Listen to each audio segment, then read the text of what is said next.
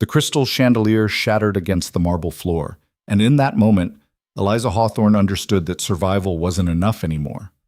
She stood in the grand hallway of Hawthorne Manor, her stepmother's venomous words still echoing.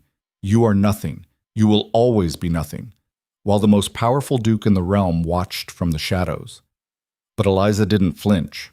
Not this time.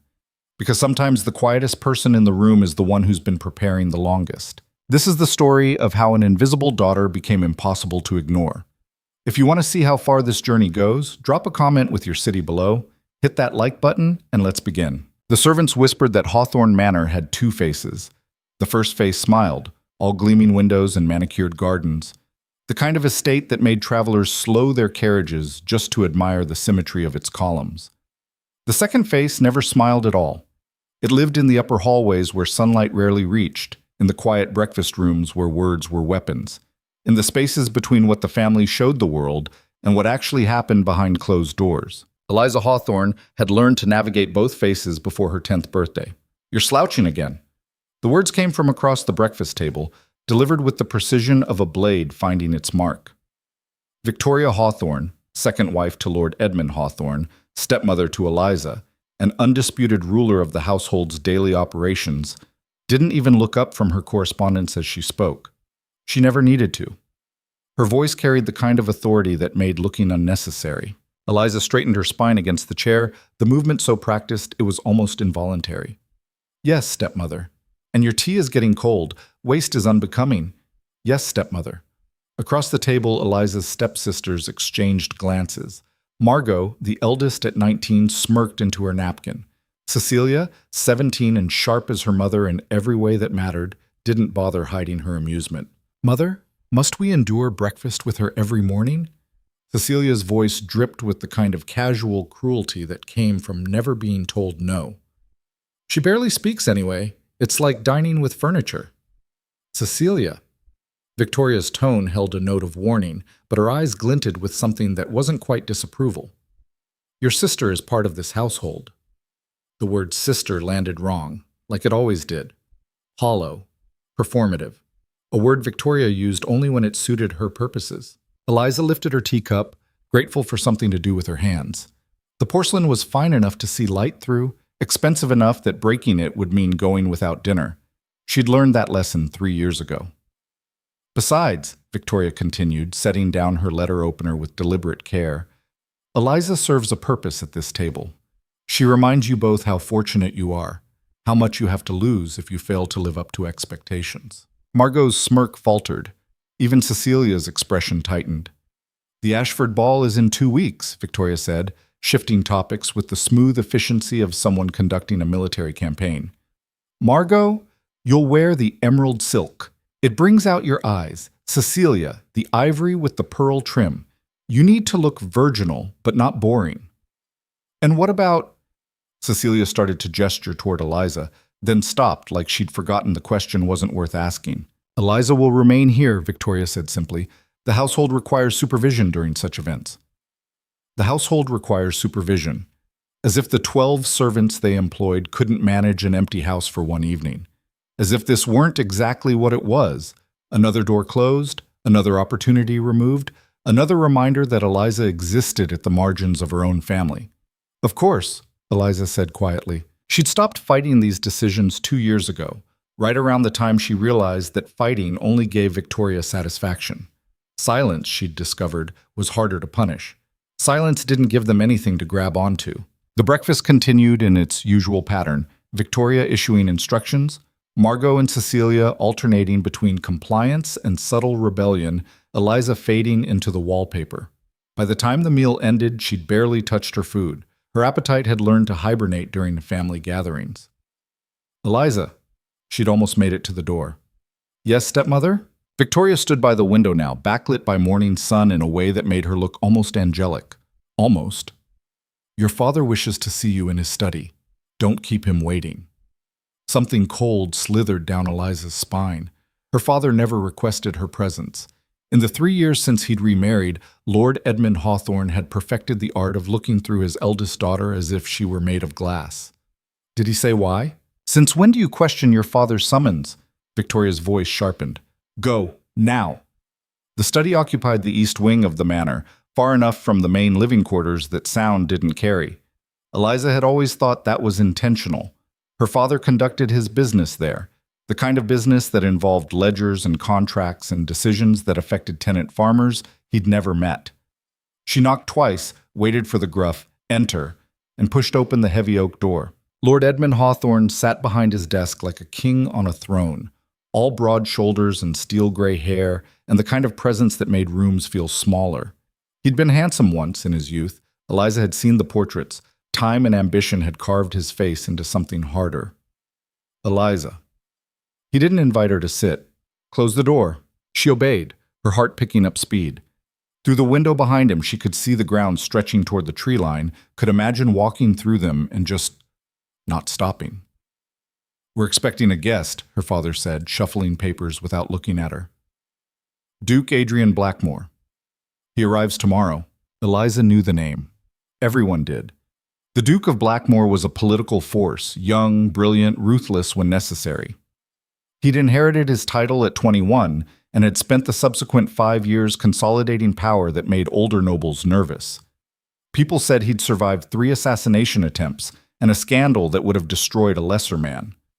People said a lot of things about Duke Blackmore, very few of them comforting. "I don't understand what this has to do with me," Eliza said, carefully. Her father finally looked up, and for just a moment, she saw something in his expression that might have been discomfort. It vanished quickly. "You'll join us for dinner tomorrow evening. Victoria believes, that is, we believe it would be appropriate for the entire family to be present." The entire family, including her. The daughter who was kept locked away like an embarrassing secret during every other social occasion. Why? The question escaped before she could stop it. Her father's jaw tightened. "Because I'm telling you to. That should be sufficient." But it wasn't sufficient. Not anymore. Not when every instinct Eliza possessed screamed that something was wrong with this picture. What does the Duke want? What every man of power wants. Her father stood, signaling the conversation's end. Advantage? Alliance. A foothold in territories he doesn't yet control. He moved toward the window, hands clasped behind his back. "Your presence is required. That's all you need to know." Eliza opened her mouth, closed it. There was more here, layers of meaning she couldn't quite grasp. But pushing further would accomplish nothing except her father's irritation. "Yes, father." She turned to leave. "Eliza." She stopped, hand on the doorknob.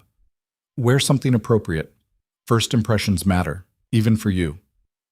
Even for you. The words followed her out of the study, down the hallway, up the stairs to her room in the furthest corner of the manor's second floor. Even for the daughter who didn't matter. Even for the girl they kept hidden. Her room was smaller than her stepsister's closets. The furniture was old, but well made. Remnants from before her father's remarriage. Before Victoria had systematically erased Eliza's mother from every corner of the house.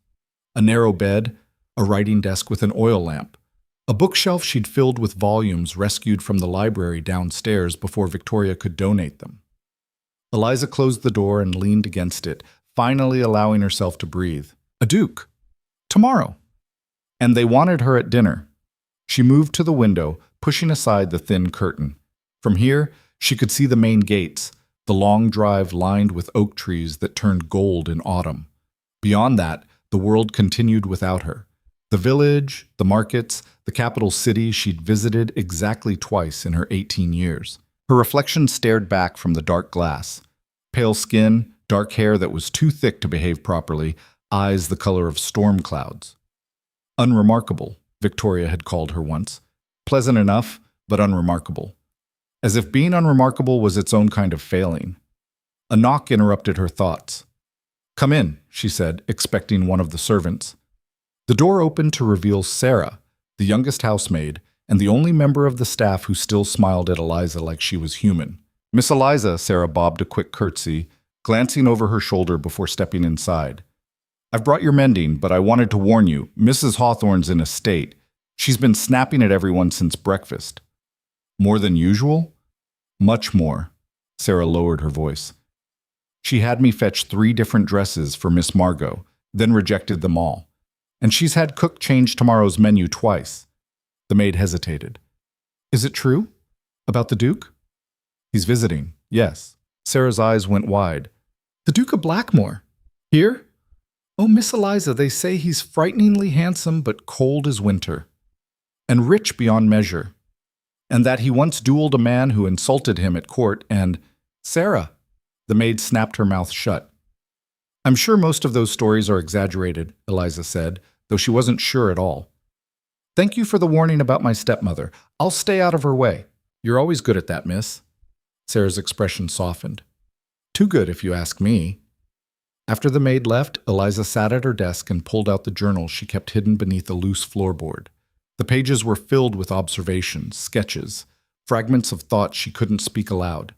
She'd been keeping it since her father's remarriage, a record of the slow erosion of her place in this house. Duke Adrian Blackmore arrives tomorrow, she wrote. Father wants me at dinner. Victoria's nervous, which means she's planning something. I can feel it like a storm coming. She paused, pen hovering over paper. I don't know what they want from me, but I know it's not good. The next day crawled by with agonizing slowness. Eliza spent the morning in the library, the one room Victoria rarely entered because it required an appreciation for things beyond social climbing and strategic marriages. She'd taught herself history here, mathematics, philosophy, all the subjects her governess had abandoned after Victoria decided that education beyond basic literacy was wasted on a girl who'd never need it. Around noon, the house erupted into controlled chaos. Servants rushed through hallways. Victoria's voice rang out with instructions. Margot and Cecilia were sequestered in their rooms with their ladies' maids, undergoing the kind of extensive preparation usually reserved for royal audiences. Eliza stayed in the library until the afternoon light faded, then retreated to her room. On her bed lay a dress she'd never seen before. Deep blue silk with minimal ornamentation, elegant but understated. A note in Victoria's precise handwriting sat beside it. Wear this. Don't embarrass us. She ran her fingers over the fabric. It was beautiful, far nicer than anything she'd worn in years, which made it suspect. Victoria never gave gifts without strings attached. Still, when the time came, Eliza put it on. The silk felt foreign against her skin, too fine, too noticeable. She pinned her hair back simply, added no jewelry. If they wanted her to play a role tonight, she'd play it, but she wouldn't lose herself in the performance. A clock somewhere in the house chimed 6. Eliza descended the main staircase slowly, one hand trailing along the banister. Below, she could hear voices in the entrance hall, her father's deep rumble, Victoria's practiced laughter, and another voice, lower, controlled, with an edge that suggested the speaker chose every word with precision. The Duke had arrived. She reached the bottom of the stairs just as the group moved toward the dining room. Her father led the way, gesturing broadly as he spoke about the manor's history. Victoria glided beside him in a gown that probably cost more than a servant's yearly wage. Margot and Cecilia followed, both dressed to kill and clearly aware of it. And between them all, the Duke of Blackmore. Eliza's first thought was that the rumors hadn't exaggerated. Her second thought was that they'd somehow undersold him. Adrian Blackmore moved like violence contained in gentleman's clothing, tall and lean, with dark hair and eyes that missed nothing. His face was all angles and sharp edges, beautiful in the way a blade is beautiful, dangerous, compelling, impossible to ignore. He turned as she approached, and those eyes found her with an intensity that made her breath catch. Ah, Eliza, her father's voice held forced joviality. Allow me to introduce my eldest daughter. Eliza, this is Duke Adrian Blackmore. The Duke's gaze didn't waver. Miss Hawthorne. Your Grace. She curtsied, keeping her eyes lowered like a proper lady should. Eliza has been away, Victoria interjected smoothly, the lie rolling off her tongue with practiced ease. Visiting family in the north, she only just returned. Away. As if Eliza hadn't been locked in this house for 3 years. As if she hadn't spent every day watching her stepmother systematically erase her existence. How fortuitous. The Duke's voice carried a note of something Eliza couldn't quite identify. That you returned in time for dinner. Indeed, she murmured. They moved into the dining room, and Eliza found herself seated across from the Duke, far enough to be peripheral but close enough to be observed. The placement wasn't accidental. Nothing Victoria did was accidental. Dinner began with the usual aristocratic theater.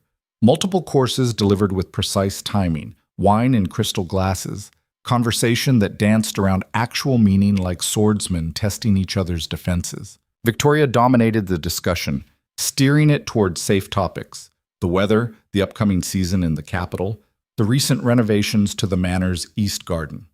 Margot and Cecilia contributed practiced comments designed to showcase their wit and grace. Lord Hawthorne played the benevolent patriarch, laughing at appropriate moments and nodding sagely. Eliza ate in silence, as expected. "Tell me, Duke Blackmore," Victoria said as the third course arrived. "We've heard such interesting things about your work in the Northern Territories. Is it true you've successfully negotiated mining rights that 3 previous administrations couldn't secure?" "Success is often a matter of understanding what people truly want," the Duke replied, "and being willing to give them something they value more than what you're asking for." "How pragmatic," Victoria smiled. "And is that how you approach all negotiations?" "When possible." His attention shifted inexplicably to Eliza. "Though some situations require different strategies, reading the room, so to speak, understanding which players matter and which are merely decorative." Eliza's hand tightened on her fork. "Indeed," Victoria agreed, missing or ignoring the Duke's implication. "Speaking of players who matter, Margot has been studying estate management with remarkable dedication. Haven't you, darling?" What followed was a shameless display of maternal promotion. Victoria spent the next 15 minutes highlighting Margot's accomplishments: her skill at needlework, her charitable work with the local parish, her keen understanding of household economics. Then it was Cecilia's turn. Her artistic talents, her knowledge of court etiquette, her gift for languages. Eliza recognized the strategy. They were selling, and the Duke was the buyer. "Impressive," Duke Blackmore said when Victoria finally paused for breath. His tone was polite, nothing more. "You've raised accomplished daughters, Mrs. Hawthorne." "Please call me Victoria. And yes, we've worked very hard to ensure the girls are prepared for their futures." She dabbed her lips with her napkin. "A woman's education is so important, don't you think? It determines the kind of life she'll lead, the kind of household she'll manage, or the kind of thinking she'll do," the Duke said mildly. "Education can be a dangerous thing. It gives people ideas." Was that approval in his voice? Or warning? "Of course, not every girl needs the same education," Victoria continued, and Eliza felt the conversation's direction shift like a wind changing. "Some require refinement, preparation for leadership. Others," she waved a hand vaguely in Eliza's direction, "others need only the basics, enough to avoid embarrassment." Margot snickered into her wine glass. Eliza's jaw clenched. She could feel the Duke's attention on her, studying, assessing. This was it, the moment they'd been building toward. They'd dressed her up, brought her to the table so Victoria could demonstrate exactly how little Eliza mattered, a prop in their performance. "Miss Eliza," the Duke said suddenly, his voice cutting through the table's murmur. "You've been quite silent this evening. Have you no thoughts on education, on the purpose it serves?" Every eye turned to her. Victoria's expression carried a clear warning. "Don't speak. Don't ruin this." Her father looked uncomfortable, like he was watching an accident unfold in slow motion. Margot and Cecilia wore matching expressions of gleeful anticipation, waiting for her to stumble, to confirm everything Victoria had implied about her inadequacy. And the Duke was watching her with an intensity that felt like being dissected. Eliza set down her fork with careful precision. She could play it safe, could murmur something modest and forgettable, could fade back into the wallpaper where they all wanted her. Or, "I think," she said quietly, "that education's purpose depends entirely on who's defining it." Victoria's smile froze. "In what sense?" the Duke asked, leaning forward slightly. "Well," Eliza met his gaze, her heart hammering. "If you're training someone to manage a household, you teach them economics, logistics, how to direct servants. If you're preparing someone for court, you emphasize politics, etiquette, strategic conversation." She paused. "But if you're trying to make sure someone knows their place, if you're trying to limit what they can imagine for themselves, then education becomes about restriction, about teaching them what they can't do instead of what they can." The silence that followed was deafening. "Eliza," her father said sharply, "that's quite enough." "No, please." The Duke held up a hand, his eyes never leaving Eliza's face. "Continue, Miss Hawthorne. You were saying—" Victoria's knuckles had gone white on her wine glass, but Eliza had started, and something reckless in her chest, something that had been buried for 3 years, wouldn't let her stop. I'm saying that education isn't neutral. It's a tool, and tools can be used to build or to cage depending on who's holding them. Fascinating. The Duke sat back, a strange smile playing at his lips. And which have you experienced, Miss Hawthorne? The building or the caging? Both, Your Grace, which is how I learned to tell the difference. Margot actually gasped. Victoria stood abruptly, her chair scraping against the floor. Perhaps we should move to the drawing room for coffee. Eliza looks tired. She might prefer to retire early. Actually, the Duke said, I find myself quite interested in Miss Eliza's perspective. It's refreshing to hear someone speak plainly. He turned to Lord Hawthorne. If you don't mind, I'd enjoy continuing this conversation. Eliza's father looked like he'd swallowed glass. Of course, Your Grace, whatever you prefer. They didn't move to the drawing room. The dinner continued, but the dynamic had shifted. The Duke asked Eliza questions about her reading, her thoughts on current political tensions, her understanding of the economic challenges facing the Northern Territories.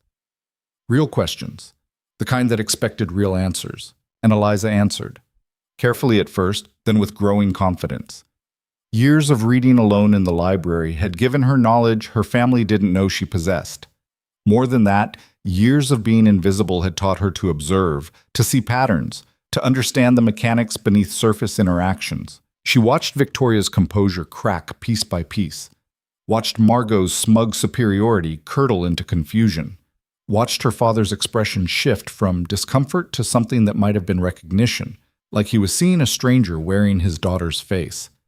By the time dessert arrived, the conversation had become a dialogue between Eliza and the Duke, with everyone else reduced to spectators. You're unusually well-read for someone who's been, visiting family in the North? The Duke's tone made clear he didn't believe Victoria's lie for a second. I had time, Eliza said simply. And books don't require social approval. Eliza, darling, you're monopolizing His Grace's attention, Victoria cut in, her voice strained. I'm sure the Duke would prefer to hear about... Actually, Mrs. Hawthorne, I'm finding your daughter quite compelling. The Duke's words were polite, but there was steel underneath. It's rare to encounter someone who thinks rather than simply performs. The insult landed like a slap. Margot's face went scarlet. Cecilia looked ready to cry. Victoria's practiced smile turned brittle, and Eliza felt something dangerous bloom in her chest, something that felt like hope and tasted like power. When dinner finally ended, an eternity later, the Duke stood and addressed Lord Hawthorne directly. Thank you for your hospitality. I'd like to extend an invitation in return. There's a gathering at my estate in 2 weeks. I hope your entire family will attend. His gaze found Eliza. Especially Miss Eliza. I believe we have more to discuss. We'd be honored, Lord Hawthorne managed. Wonderful. I'll send details. The Duke turned to Eliza, offering a slight bow. Miss Hawthorne, tonight has been illuminating. Your Grace. He left with the same controlled intensity he'd arrived with, and the moment the front doors closed, the house erupted. What? Victoria hissed, rounding on Eliza. Did you think you were doing? Answering questions, Eliza said quietly. You made us look like fools, chattering on about education and politics like you have any right to an opinion. He asked for my opinion. You should have deferred. You should have been modest and quiet and... Victoria stopped herself, breathing hard. You've ruined everything. How? Eliza felt that dangerous thing in her chest spread wider. He invited us to his estate. He specifically requested my presence. How exactly have I ruined anything? Victoria's eyes narrowed. Because you don't understand what you've done. He was supposed to notice Margot, or Cecilia. Someone useful. Instead, you... Made an impression? Eliza finished. Yes, I did. Her father stepped between them. Enough, both of you. He looked at Eliza with an expression she couldn't read. Go to your room. Gladly. She climbed the stairs without looking back, her heart racing. Behind her, she could hear Victoria's furious whispers, her stepsister's petulant complaints, the household dissolving into recriminations. But Eliza didn't care. For the first time in 3 years, she'd been seen, not as a prop or a problem or a piece of furniture. Someone had looked at her and seen a person capable of thinking, of speaking, of mattering, and that someone had been Duke Adrian Blackmore, a man who could destroy her family's reputation with a single word, a man who'd just invited her back into a world she'd been banished from. In her room, Eliza closed the door and leaned against it, finally allowing herself to smile.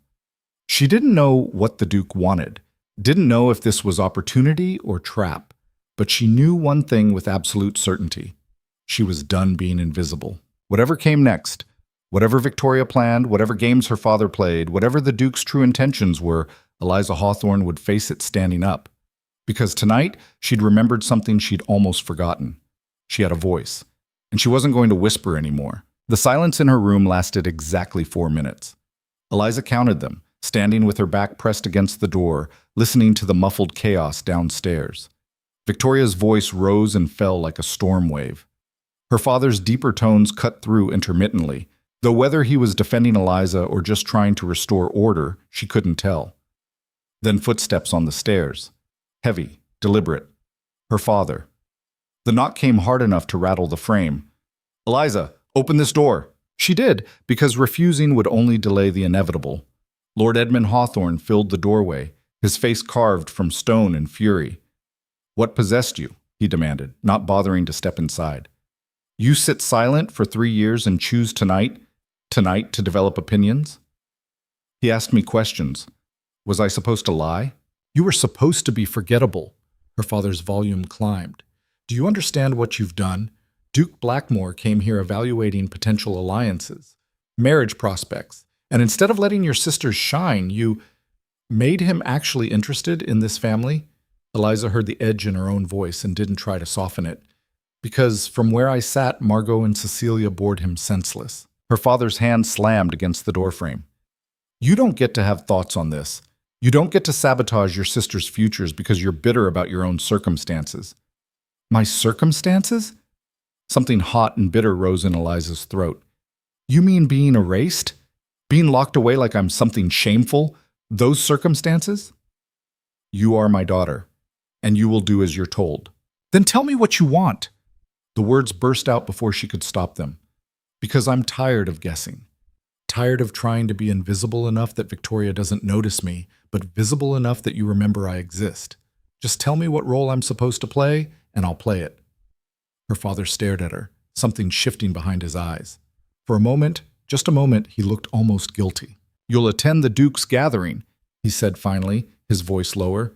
"You'll be polite, reserved. You'll let your sisters take center stage, and you will not, under any circumstances, make yourself the focus of attention again.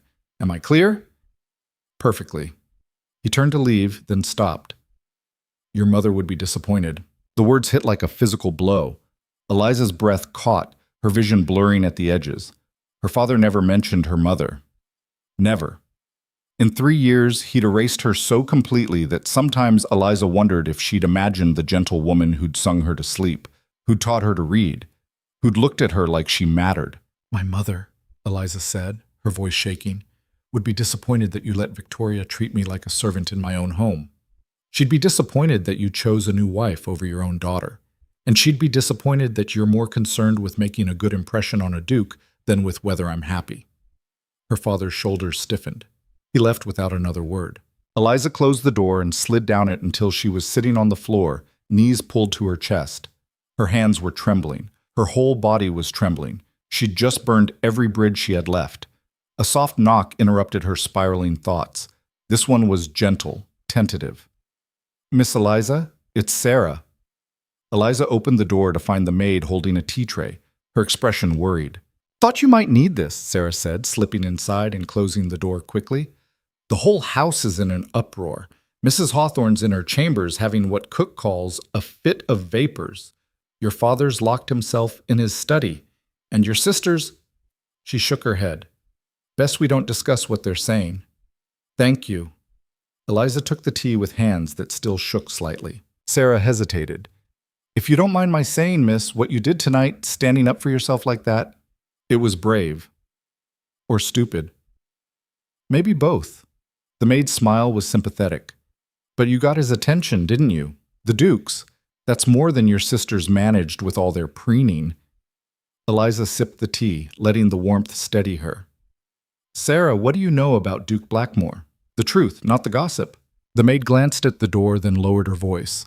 My cousin works at the Pemberton estate, 2 counties over. She says the Duke's not like other nobles. He doesn't care about bloodlines or who your grandfather was. He cares about whether you're useful, whether you're smart. He's built his entire network on merit, not breeding. That doesn't sound like the aristocracy I know. It's not. That's why the old families hate him. He's changing the rules, and they can't stop him because he's too powerful, too connected. Sarah poured herself a small cup, a liberty she'd never take if other staff were watching. There's also talk he's looking for a wife, someone who can handle the political side of his work, someone sharp. Eliza's stomach tightened. And my father thinks that wife should come from this family. Your stepmother does, certainly. She's been trying to position Miss Margot for months. That's why she was so angry tonight. You weren't supposed to be competition. I'm not trying to compete. Aren't you, though? Sarah's look was knowing. You could have stayed quiet. Instead, you showed him you have a mind. That means something, miss, to a man like that. After Sarah left, Eliza couldn't sleep. She paced her small room, mind racing through possibilities and consequences. The smart move would be to apologize, to retreat back into obscurity, to let her sisters fight over the Duke's attention while she faded into the background. But the smart move felt like dying slowly. She pulled out her journal, but words wouldn't come. Instead, she found herself at the window, staring out at the grounds bathed in moonlight. Somewhere out there, Duke Blackmore was traveling back to his estate, forming opinions about her family, making calculations she couldn't begin to guess. 2 weeks until his gathering. 2 weeks to decide who she wanted to be. The invisible daughter? Or the girl who'd spoken up at dinner? By morning, Victoria had a plan. Eliza could tell from the unnatural calm at breakfast, the way her stepmother smiled without warmth, the calculated pleasantness in her voice. Girls, Victoria announced, we have much to prepare for. The Duke's invitation is an incredible opportunity, and I intend to ensure we make the most of it. Margot looked puffy-eyed, like she'd been crying. Cecilia just looked angry. Eliza, Victoria continued, her smile never wavering, I've arranged for Madame Bissette to visit this afternoon. She'll be fitting you for a new gown. We can't have you attending in something inadequate. The sudden generosity should have been comforting. Instead, it made Eliza's skin crawl. That's very kind, she said carefully. It's practical. We're representing this family. Victoria dabbed her lips with a napkin. Of course, new gowns require new lessons.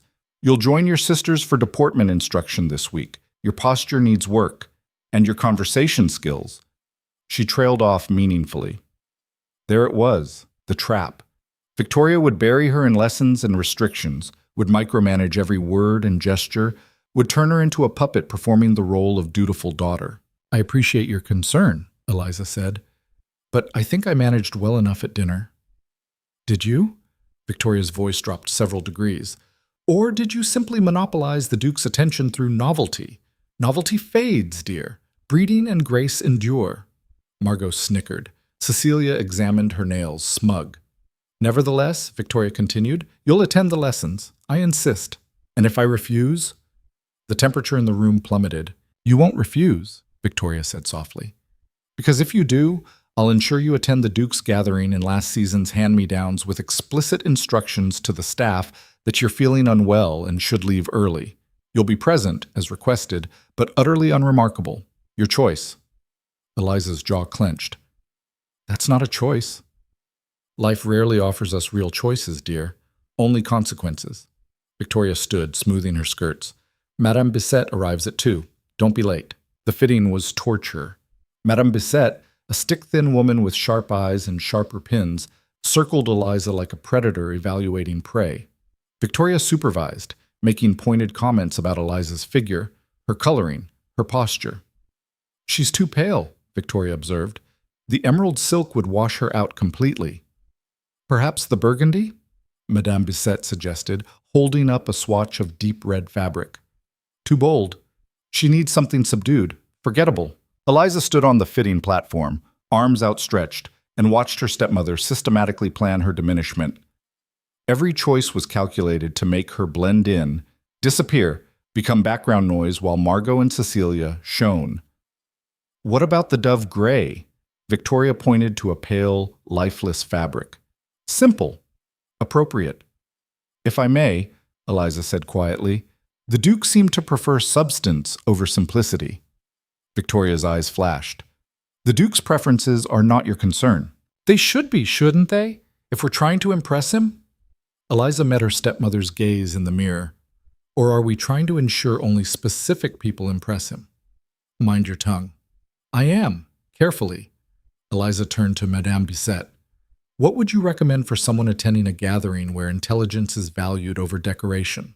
The seamstress looked between Eliza and Victoria, clearly uncomfortable. Well, perhaps something elegant but understated? The sapphire silk with minimal embellishment? Perfect, Eliza said before Victoria could object. I'll take that. You'll take what I approve, Victoria snapped. The Duke specifically requested my presence. If I arrive looking like I'm apologizing for existing, what does that say about this family's confidence? Eliza kept her voice level, reasonable. Wouldn't it be better to present a united front of competence? She watched Victoria's mind work, saw the calculation happening. Her stepmother hated being outmaneuvered, but she hated looking weak more. Fine, Victoria said tersely. The sapphire, but nothing ostentatious. It was a small victory. But victories, Eliza was learning, built on each other. The deportment lessons started the next day. Mrs. Crawford, the instructor, was a severe woman who'd trained half the noble daughters in the region. She arrived with a stick for posture correction and a withering stare for anyone who failed to meet her standards. Ladies, she announced, surveying Margot, Cecilia, and Eliza with evident disapproval, grace is not innate. It is learned, practiced, perfected.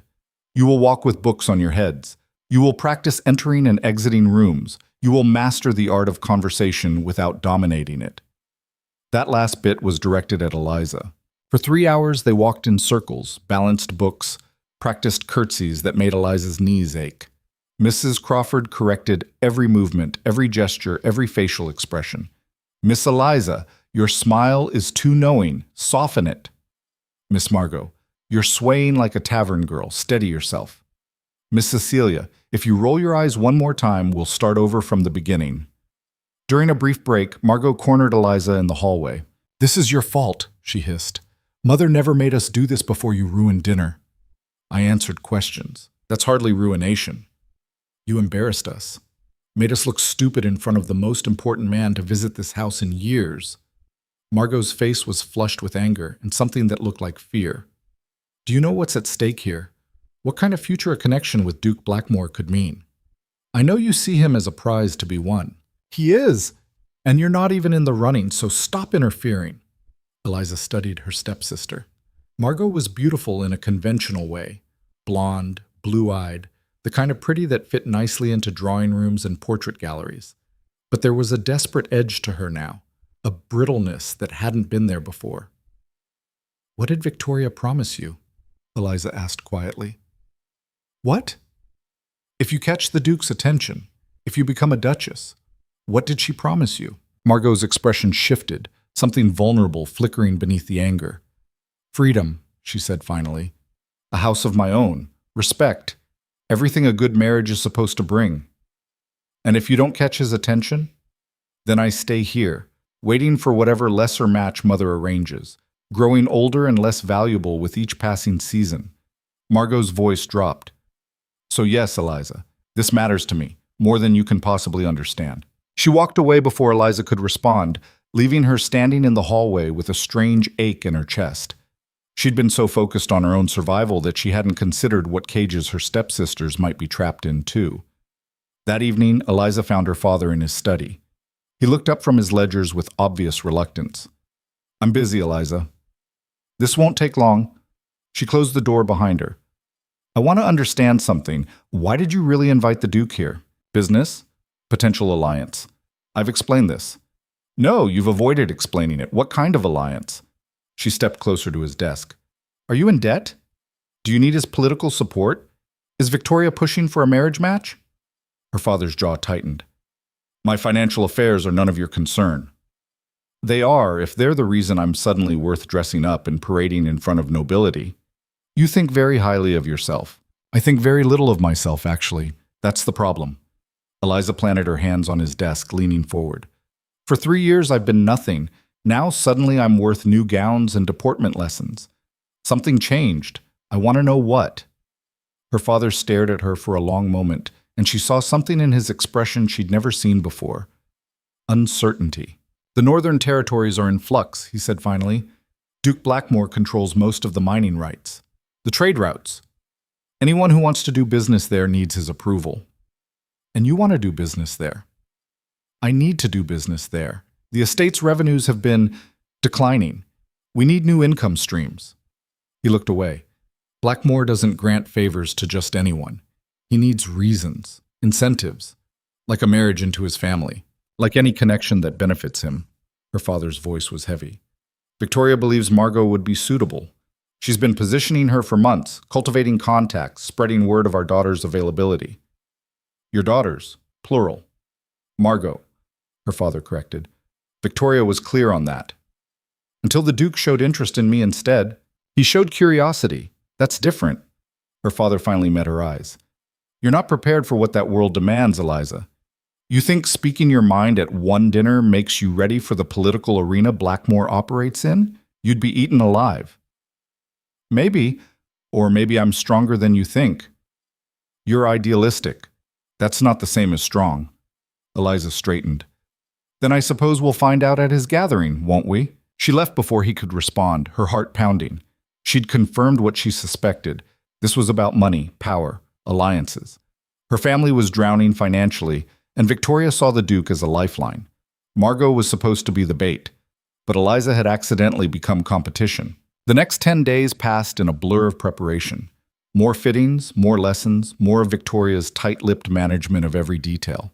The whole household hummed with nervous energy, like a beehive preparing for winter. Eliza played along, attending lessons and fittings, but in the privacy of her room, she prepared differently.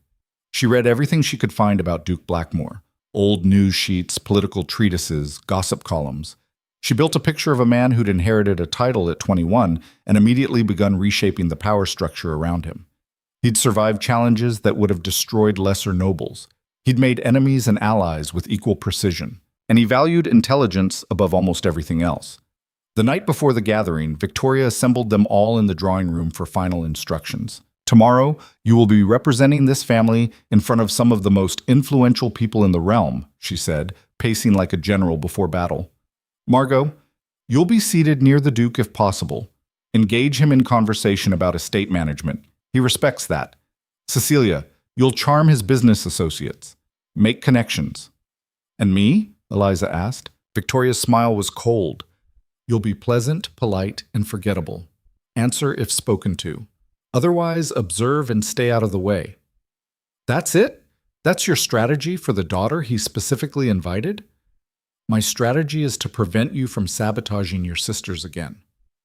Your strategy, Eliza said carefully, assumes the Duke wants what you think he wants. What if you're wrong? I'm not wrong.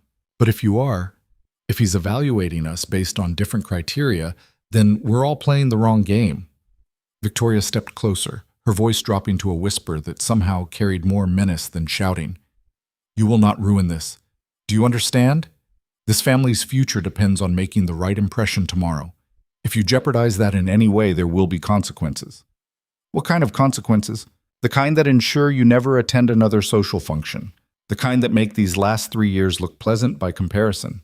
Victoria's eyes glittered with something ugly. Test me, Eliza. See what happens. Eliza held her stepmother's gaze, her pulse racing. This was the line in the sand. Submit and disappear, or stand her ground and face whatever Victoria could throw at her. I understand, she said finally. Victoria nodded, satisfied. Good. Now, all of you, get some rest. We leave at noon. In her room, Eliza stood before the mirror in her new sapphire gown. The color brought out the gray in her eyes, made her skin look less pale and more porcelain. Her hair was pinned up elegantly. Sarah had helped, sneaking in to do it properly despite Victoria's instructions that Eliza should manage her own preparations. She looked different, older, stronger. But looks, she'd learned, were just another kind of armor. The real question was whether she had the courage to fight in them. A soft knock at her door. Sarah slipped inside, looking worried. "Miss, I probably shouldn't tell you this, but—" The maid glanced over her shoulder. "I overheard Mrs. Hawthorne talking to your father earlier. She's planning something for tomorrow." "What kind of something?" "I couldn't hear all of it, but I caught enough. She's arranged for you to be occupied during the main part of the gathering. Some excuse about a headache or feeling faint. She wants you removed before you can talk to the Duke." Eliza's hands clenched in her skirts. "Of course she does." "There's more. She's also invited Lady Pemberton and her daughter. They'll be there, and apparently the daughter's been prepared to capture the Duke's attention if Miss Margot fails. So I'm not just competing with my stepsisters. Victoria's stacked the deck completely." Sarah nodded miserably. "I'm sorry, miss. I wish there was something I could do." After the maid left, Eliza sat on her bed, mind racing. Victoria had planned for every contingency except one, that Eliza might refuse to play by her rules. The smart move was still to back down. Accept defeat. Live to fight another day. But Eliza was tired of smart moves that left her powerless. She pulled out paper and ink, wrote 3 short notes, and handed them to Sarah when the maid returned. "Can you get these delivered tomorrow, before we leave?" Sarah read the names on the envelopes, her eyes widening. "Miss Eliza, if you're planning what I think you're planning—" "I'm not planning anything. I'm just making sure certain people have information they might find useful. Mrs. Hawthorne will be furious. She already is." Eliza smiled, and it felt sharp and dangerous. "At least this way, I'll deserve it." The morning of the gathering dawned cold and bright. Eliza dressed carefully, her hands steady despite the nerves coiling in her stomach. She could hear Victoria marshalling the household, her voice carrying through the walls with military precision. In the carriage ride to Blackmore's estate, Victoria sat rigid and silent. Margot practiced her conversation topics under her breath. Cecilia stared out the window, her expression calculating, and Eliza watched them all, memorizing this moment. Whatever happened next, nothing would be the same after today. The Blackmore estate appeared through morning mist like something from a story, all gray stone and towering windows, built to impress and intimidate in equal measure. Carriages lined the drive, nobles in expensive clothes flowing toward the entrance like a river of silk and ambition. Victoria's last whispered instruction came as they descended. "Remember your place." Eliza smiled and said nothing. Inside, the gathering was already in full swing.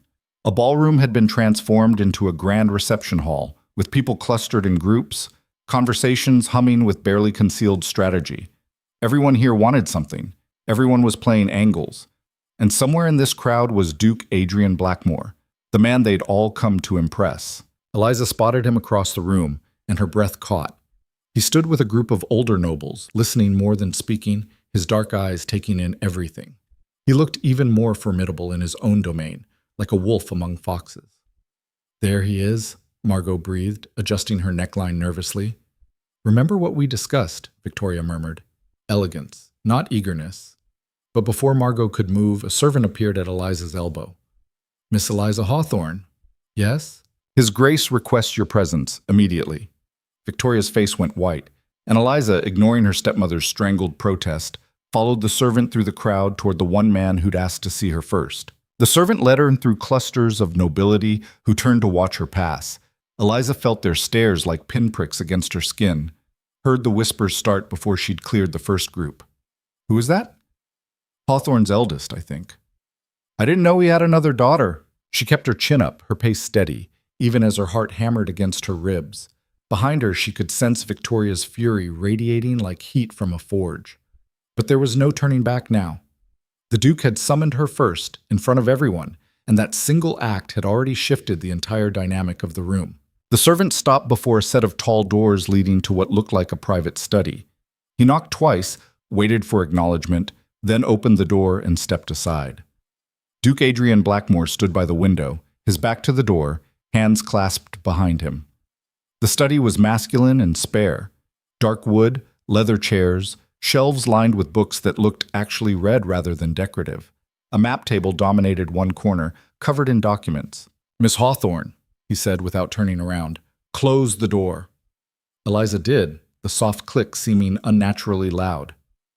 "Do you know why I asked you here?" He turned now, and the full force of his attention hit her like a physical thing. Those dark eyes missed nothing, not the way her hands wanted to tremble, not the carefully controlled set of her shoulders, not the defiance she was trying hard to mask as composure. "To make a point," she said, one eyebrow lifted.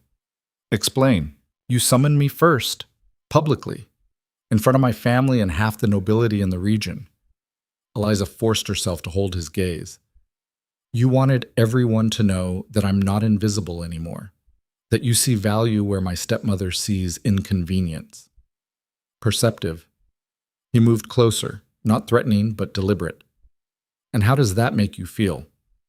"Exposed, grateful, terrified, honest." A ghost of a smile touched his lips.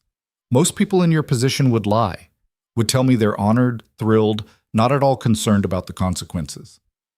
The consequences are already happening. My stepmother will never forgive this."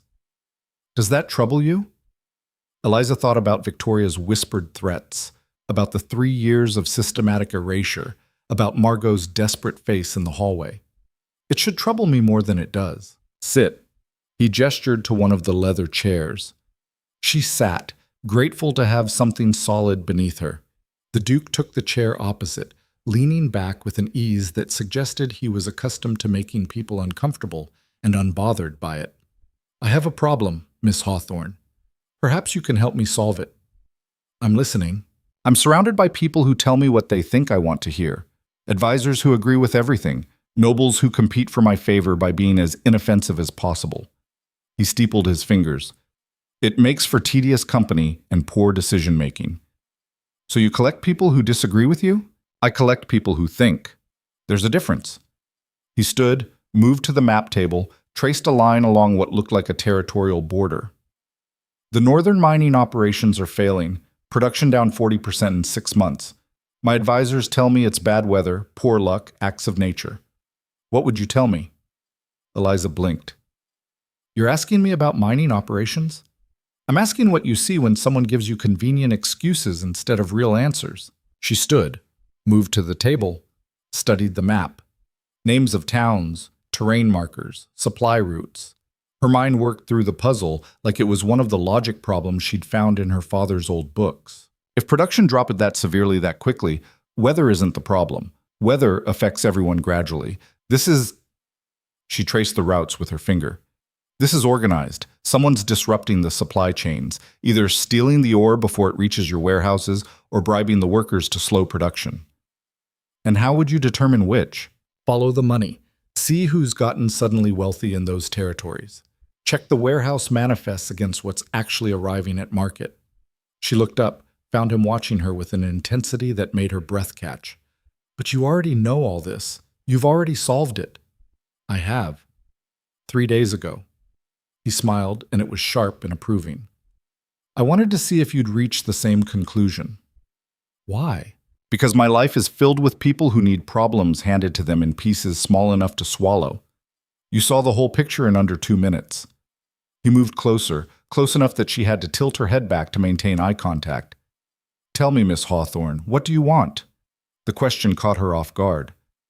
"I don't understand. Everyone wants something. Your stepmother wants power through connection. Your sisters want marriages that elevate them. Your father wants financial security." His gaze never wavered. "What do you want?" Eliza's throat tightened. No one had ever asked her that. Not once in 18 years had anyone cared what she wanted beyond being quiet and invisible. "I want to matter," she said finally, the words raw and honest. "I want my thoughts to count for something. I want to live in a world where being smart isn't something I have to apologize for or hide." "Then stop hiding it. Easy for you to say. You're a duke. You can do whatever you want." "I'm a duke because I stopped waiting for permission." He returned to his chair, the intensity dialing back slightly. "Your stepmother is planning to remove you from the main gathering later. A convenient headache, I believe. She's already spoken to my head of household about preparing a room where you can rest." Eliza's stomach dropped. Sarah had been right. "Of course she is. Will you let her? Do I have a choice?" "There's always a choice, Miss Hawthorne. The question is whether you're brave enough to make it." He stood, moved toward the door. "The gathering continues for another 3 hours. What happens during that time is entirely up to you. But I'll tell you this. If you let your stepmother dictate your actions today, you'll let her dictate them forever. He opened the door, paused. One more thing. Lady Pemberton and her daughter are here. Your stepmother invited them as insurance in case you or your sisters fail to secure my interest. You should know that. Why are you telling me this? Because I dislike manipulation, and I'm curious to see how you handle it. He smiled, and this time it reached his eyes. Don't disappoint me. Then he was gone, leaving Eliza alone in the study with her racing thoughts and the sudden, terrifying understanding that she'd just been handed both opportunity and challenge. She took 3 steadying breaths before rejoining the gathering. The ballroom had filled considerably. More nobles, more conversations, more eyes that tracked her as she emerged from the Duke's private study. Eliza spotted her family immediately. Victoria's face was a mask of barely controlled fury. Margot looked stricken. Cecilia confused. Her father stood slightly apart, his expression unreadable. Lady Pemberton stood with them now, an elegant woman in her 50s with calculating eyes. Beside her, a girl about Margot's age, pretty in an aggressive way, hung on Victoria's every word. Eliza changed direction, steering away from them toward the refreshment table. She needed time to think. Well, well, the mysterious Miss Hawthorne. She turned to find a young man watching her with open amusement. He was handsome in a careless way, all golden hair and easy smile, dressed like someone who'd never worried about money in his life. I'm sorry, have we met? Lord Christopher Ashford, my father's estate borders Blackmore's western territories. He offered a slight bow. You've caused quite a stir, you know. Summoned to the Duke's study within minutes of arriving? People are already speculating. Let them speculate. Oh, I like that, he grinned. Most girls would be either preening or panicking. You look annoyed. I am annoyed. Good. Annoyed is honest. He snagged 2 glasses of wine from a passing servant, offered her one. So tell me, Miss Hawthorne, are you here hunting for a husband like every other eligible woman in this room? Or do you have more interesting ambitions? Eliza accepted the wine, studied him. Christopher Ashford didn't have the Duke's intensity, but there was intelligence behind the casual charm. What makes you think those are mutually exclusive? Touché. He laughed.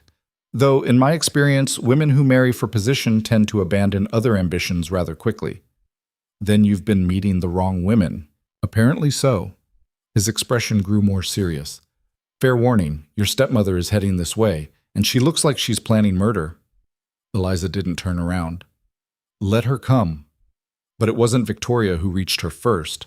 It was Margot, moving fast enough that her skirt swished urgently. What did he want? Her stepsister's voice was low, desperate. What did you talk about? Mining operations and supply chain logistics. Margot blinked. What? He wanted my opinion on a business problem. That's insane. Why would he? Margot stopped, frustration cracking her composed facade. This was supposed to be my chance. Mother's been planning this for months, and you're ruining it by being whatever you're being. I'm being myself, Margot. I'm sorry if that's inconvenient. You're not sorry. You're enjoying this. Margot's eyes were bright with tears she was too proud to shed. Do you have any idea what my life will be like if this doesn't work? If I don't make an advantageous match? Actually, I do, because that's been my life for 3 years. That's different. You're, what? Less valuable? Less worthy of a future? Eliza's voice stayed quiet, but gained an edge. Or just less favored by Victoria. Margot flinched. For a moment, she looked young and scared and nothing like the polished debutante she'd been trained to be. Eliza, Victoria's voice cut through the moment like a knife. She'd arrived with Lady Pemberton and the girl, Clarissa, Eliza remembered. I need to speak with you, privately. I'm in the middle of a conversation. Now. Victoria's smile never wavered, but her eyes promised consequences. Lord Ashford cleared his throat. Actually, Mrs. Hawthorne, I was hoping to introduce Miss Eliza to my sister. She's been asking about her. It was a transparent excuse, but it gave Eliza an exit. She took it. That would be lovely, Lord Ashford. Victoria's hand shot out, gripping Eliza's wrist hard enough to hurt. You will come with me this instant. The nearby conversation stopped. People turned to watch. Eliza looked down at her stepmother's hand, then back up at her face. You're making a scene. I'm correcting an ungrateful child who's forgotten her place. My place. Eliza pulled her wrist free, her voice carrying just far enough. Is that what you call locking me away for 3 years? Pretending I don't exist? Telling everyone I'm visiting family when really you just can't stand having me around? Lady Pemberton's eyes widened. Other nobles leaned in, hungry for scandal. Victoria's face went white, then red. How dare you? How dare I what? Tell the truth? Something reckless was rising in Eliza's chest, hot and unstoppable. You wanted me invisible, forgettable, someone you could parade out when it suited your purposes and hide away when it didn't. Well, I'm done being invisible. You'll regret this. Maybe. But at least I'll regret something I actually did instead of all the things I was too afraid to try. Victoria raised her hand, actually raised it, like she might strike Eliza in the middle of the Duke's ballroom. And Eliza saw her father moving toward them through the crowd, his face thunderous. Enough! Lord Hawthorne's voice boomed. Both of you! But before he could reach them, another voice cut through the tension. Mrs. Hawthorne! Duke Blackmore materialized beside them, his presence instantly changing the dynamic. I believe you're making my other guests uncomfortable. Victoria immediately shifted modes, her fury transforming into apologetic charm. Your Grace, I apologize. A family matter. Nothing more. It sounded like rather more than that. His gaze moved to Eliza. Are you all right, Miss Hawthorne? I'm fine, Your Grace. Good, because I was hoping you'd join me for the next round of introductions. There are several people I'd like you to meet. He offered his arm, the gesture unmistakable in its meaning. Eliza took it, aware of every eye in the room watching. Victoria's face had gone beyond fury into something cold and calculating. Her father looked like he'd swallowed glass. Margot stood frozen, and Cecilia had actually turned away, like she couldn't bear to watch. As the Duke led her away, he leaned down slightly. That was reckless. I know. Brave, though. Or stupid. Often the same thing. He guided her toward a group of older nobles who eyed her with open curiosity. These are the Kingsley brothers. They control most of the textile trade in the Eastern Territories. Gentlemen, this is Miss Eliza Hawthorne. What followed was a blur of introductions and conversations that felt like tests. The Duke stayed close, occasionally interjecting, but mostly letting Eliza navigate on her own. She talked about trade routes with Lord Kingsley, discussed agricultural reform with Baroness Wexford, debated the merits of new banking systems with a merchant whose name she didn't catch. And slowly, she realized what the Duke was doing. He was showing her off, demonstrating that she could hold her own in conversations that mattered, proving to everyone watching that Eliza Hawthorne wasn't just some overlooked daughter, but someone worth taking seriously. It was intoxicating and terrifying in equal measure. An hour passed. Then another. Eliza's feet ached in her borrowed shoes, and her throat was dry from talking, but she didn't stop. Couldn't stop. This was the world she'd been locked out of, and now that she'd tasted it, she understood what she'd been missing. She was in the middle of explaining her thoughts on tenant farming rights to Lord Ashford's father when she noticed the commotion near the entrance. More guests arriving, late but clearly important based on the way people parted for them. The Duke's posture changed subtly. Not quite tension, but alertness. Excuse me, he said, extracting himself from their conversation. I need to greet some late arrivals. Eliza watched him cross the room toward a striking couple. A man in his 40s with military bearing and a woman who moved like she owned every space she entered. Behind them, a younger man with sharp features and sharper eyes that swept the room and landed on the Duke with something that looked like challenge. That's Lord Ravenscroft, Lord Ashford murmured beside her. His son Marcus is the one who looks like he wants to start a duel. They and Duke Blackmore have history. What kind of history? The kind that involves political maneuvering, backstabbing, and at least one near-fatal accident that may or may not have been arranged. He sipped his wine. Ravenscroft's been trying to undermine Blackmore's position for years. So far, unsuccessfully. Eliza watched the Duke greet Lord Ravenscroft with perfect courtesy that didn't reach his eyes. The two men exchanged words she couldn't hear, but the body language told its own story. Two predators circling, testing boundaries. Then Marcus Ravenscroft's gaze found her across the room. His expression shifted from bored assessment to sudden interest. He said something to his father, who glanced her way, then back at the Duke. "Oh, this is bad," Lord Ashford muttered. "What? Marcus just noticed you, and his father just realized the Duke's been spending the afternoon parading you around like you matter." He set down his glass. "Miss Hawthorne, whatever happens next, don't engage with Marcus Ravenscroft.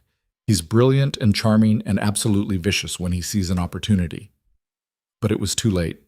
Marcus was already cutting through the crowd toward them, his smile pleasant and his eyes calculating. "Lord Ashford," he said, offering a nod. "And you must be the mysterious Miss Hawthorne everyone's whispering about." "Mr. Ravenscroft." "Please, Marcus." He had his father's military bearing, but none of the Duke's controlled intensity. Instead, there was something almost playful in his manner, like he found all of this amusing. "I hear you've quite monopolized our host's attention this afternoon. We've had several interesting conversations, I'm sure. Adrian does enjoy collecting interesting minds." The way he said the Duke's first name was deliberate, a reminder that they had history, familiarity. "Tell me, what's your assessment of the current situation in the Northern Territories? Since he seems to value your opinion so highly." It was a trap. Eliza could feel it even if she couldn't see all the pieces. "I think," she said carefully, "that the situation is more complex than most people realize, and that simple solutions usually miss important factors." "Diplomatic? How boring." Marcus leaned closer. "Between us, I think the Duke's handling of it has been catastrophic. The production failures, the supply chain disruptions, all preventable with better oversight." "You seem very informed about his private business." "I make it my business to be informed." His smile sharpened. "Especially when I suspect someone's been embezzling from the operations and blaming it on poor weather." Eliza's mind flashed back to her conversation with the Duke, the same conclusion she'd reached, but Marcus was saying it publicly, in front of witnesses. That's a serious accusation. It's a serious problem, one that affects not just Blackmore but everyone who depends on those mining operations. Marcus glanced around, ensuring people were listening. But Adrian's too proud to admit he might have traitors in his own organization, too convinced his systems are infallible. "Or maybe," Eliza said quietly, "he's waiting for the right moment to act instead of making accusations he can't prove." Marcus's expression shifted, reassessing her. "You defend him quickly. I defend logic and patience, neither of which you seem to value." Across the room, Eliza saw the Duke's attention snap their direction. He said something to Lord Ravenscroft and started moving toward them, but the crowd was thick, and he was too far away.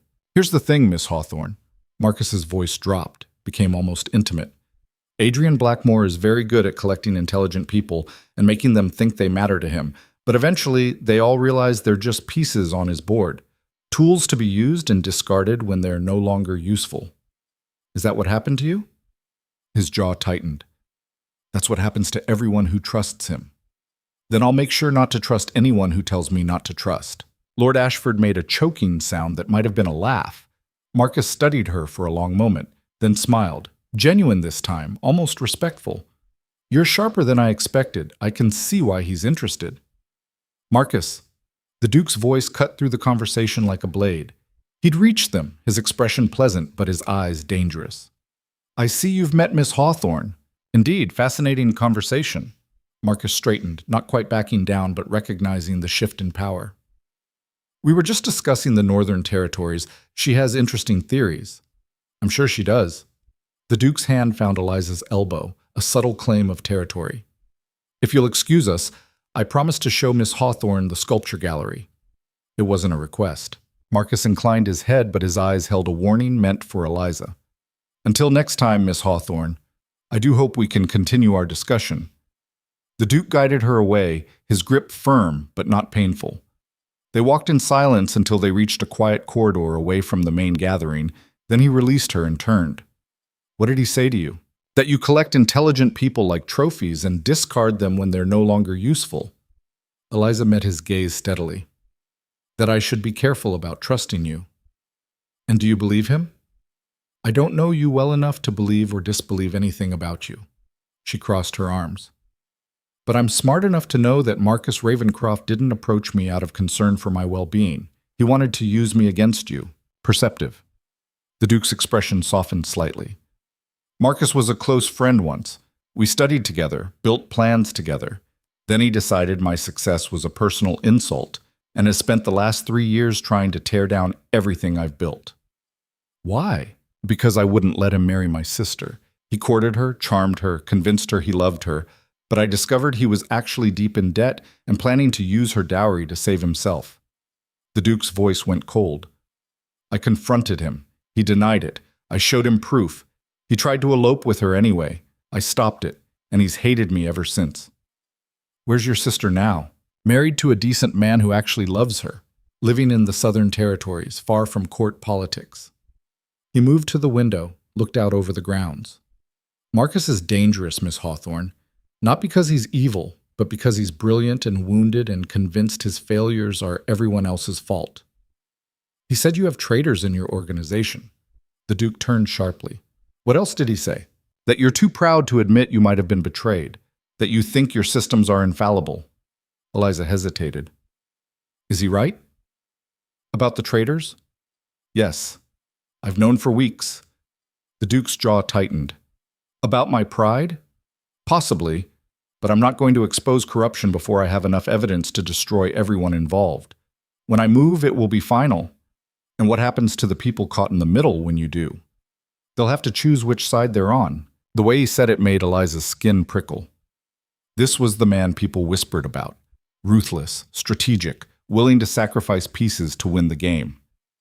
You asked me what I wanted earlier, she said. Now I'm asking you the same question. What do you want from me? He crossed the distance between them in 3 strides, close enough that she had to tilt her head back to maintain eye contact. I want someone I can trust to think clearly when everyone else is panicking. Someone who sees problems instead of just reacting to them. Someone who isn't afraid to tell me when I'm wrong. His voice was intense, controlled. You think I've been parading you around to make a point to your stepmother? That's a side benefit. I've been testing you, watching how you handle pressure, how you think on your feet, how you respond to people trying to manipulate or intimidate you. And you passed, every single test. Eliza's heart hammered. I don't understand what you're offering. I'm offering you a choice. Go back to your family and let them marry you off to whichever lesser noble will take you. Live the quiet, invisible life they've planned for you. He paused. Or work with me. Be part of my network. Use that mind of yours for something more than surviving dinner conversations. You want to hire me? I want to give you the opportunity you've been denied. The world doesn't know what to do with intelligent women, so it tries to silence them. I'm offering you a chance to be heard. It was everything she'd wanted, everything she'd dreamed of during 3 years of isolation. It was also terrifying. What would that actually look like? Initially, you'd attend gatherings like this one. Listen, observe, report back on what you see and hear. People talk freely around women they underestimate. You'd be invaluable. He smiled slightly. Eventually, if you prove yourself, more substantial work. Analysis, strategy, real influence. And my family? What about them? They'll never allow it. Victoria will lock me away before she lets me embarrass her like this. Then don't go back. The Duke's voice was matter of fact. Stay here. I have more than enough rooms. You'll be chaperoned, properly accommodated. Your reputation will remain intact. You're asking me to abandon my family. I'm asking you to choose yourself for once. He stepped back, giving her space. But I won't force you. The decision is entirely yours. Eliza's mind raced through possibilities and consequences. If she stayed, Victoria would be furious. Her father would be horrified. Margot and Cecilia would call her selfish. The scandal would follow her for years. But if she went back, she'd return to being invisible, to watching life happen around her while she waited for permission to exist. I need time to think, You have until the gathering ends. After that, I'll assume you've chosen to leave with your family. The Duke moved toward the door. Whatever you decide, Miss Hawthorne, thank you for an interesting afternoon. He left her alone in the corridor, her thoughts churning. Eliza stood there for 5 minutes, maybe 10, trying to organize her racing mind. Then she made her way back to the ballroom, slipping through a side entrance to avoid immediate notice. The gathering had shifted into its final phase. People were beginning to make their farewells, and the energy had changed from performance to genuine conversation. She spotted her family near the main doors, Victoria directing the collection of their things, her father looking tired and angry, Margot and Cecilia subdued. Lady Pemberton and Clarissa stood with them, and Victoria was speaking to them with the kind of animated enthusiasm that meant she was already repositioning, already working her next angle. Eliza could join them now, could slip back into formation, the prodigal daughter returning after her brief rebellion. Or, there you are. She turned to find Lord Ashford approaching, his expression concerned. I heard Blackmore pulled you aside. Everything all right? That depends on your definition of all right. Cryptic, I like it. He glanced toward her family. Your stepmother's been telling everyone you're feeling ill, preparing the ground for an early departure, I'd guess? Of course she is. For what it's worth, Christopher said quietly, I think you should stay. Whatever the Duke offered you, and I'm guessing he offered you something, you should take it. Women like you don't come along often. It would be a waste to see you buried under someone else's ambitions. You barely know me. I know you held your own against Marcus Ravencroft. I know you didn't crumble when your stepmother tried to humiliate you publicly. I know you're standing here debating whether to burn your life down for a chance at something better. He smiled. That's enough. Eliza looked across the room one more time, saw Victoria orchestrating, manipulating, controlling every element within her reach. Saw her father, complicit in his silence. Saw her stepsisters, caught in the same trap she'd been drowning in. And she made her decision. Lord Ashford, would you do me a favor? Anything. Tell my family I'm staying, that the Duke has invited me to remain as his guest for a few more days, and I've accepted. His eyebrows shot up. You want me to tell them? I don't trust myself to deliver the message without backing down, and I need you to make it clear this is my choice, not the Duke forcing anything. Your stepmother is going to explode. I know. Eliza smiled, and it felt dangerous and free. Make sure you're at a safe distance when she does. She turned and walked away before she could second-guess herself, moving through the ballroom toward where she'd seen the Duke last. Her heart pounded so hard she could feel it in her throat, but her steps stayed steady. She found him near the sculpture gallery in conversation with an elderly duchess who was gesticulating wildly about something. He saw Eliza approaching and smoothly extracted himself from the conversation. Miss Hawthorne, I'm staying, she said without preamble. Whatever you're offering, whatever this is, I'm staying. Something shifted in his expression. Satisfaction, approval, maybe relief. Good. I'll have rooms prepared immediately. My family will be informed of your decision. I'll handle it personally. They'll make a scene. Let them. He smiled, and it was sharp and pleased. You've already made your choice. Everything else is just noise. From across the ballroom, a commotion erupted. Victoria's voice rose above the murmur of conversation, shrill with barely contained fury. Eliza couldn't make out the words, but she didn't need to. Lord Ashford had delivered her message. The Duke moved to stand beside her, a solid presence at her shoulder. Having second thoughts? Hundreds of them. Eliza watched her stepmother's face turn scarlet with rage. But I'm not changing my mind. Good. He offered his arm. Because your family is headed this way, and you're going to need to face them eventually. Might as well do it now. Victoria cut through the crowd like a ship through waves, her fury radiating despite the pleasant mask she wore for the watching nobles. Her father followed, his face thunderous. Margot looked stricken. Cecilia wouldn't meet Eliza's eyes. They stopped 3 feet away, close enough for private conversation, but aware of the dozens of eyes watching. Eliza! Her father's voice was tight with controlled anger. We're leaving. Get your things. I'm staying, father. The Duke has graciously invited me to remain as his guest. You will do no such thing. You're coming home with your family. No. The word came out stronger than Eliza expected. I'm not. Victoria stepped forward, her smile brittle. Your Grace, I apologize for my stepdaughter's behavior. She's young, impressionable. I'm sure she doesn't understand the implications of what she's suggesting. Actually, Mrs. Hawthorne, I'm quite certain she understands perfectly. The Duke's voice carried just enough edge to make Victoria's smile falter. Miss Eliza has accepted my invitation of her own free will. She'll be chaperoned appropriately and treated with all the respect due a guest of this house. This is inappropriate, Lord Hawthorne growled. She's my daughter. She belongs with her family. She's 18 years old and capable of making her own decisions.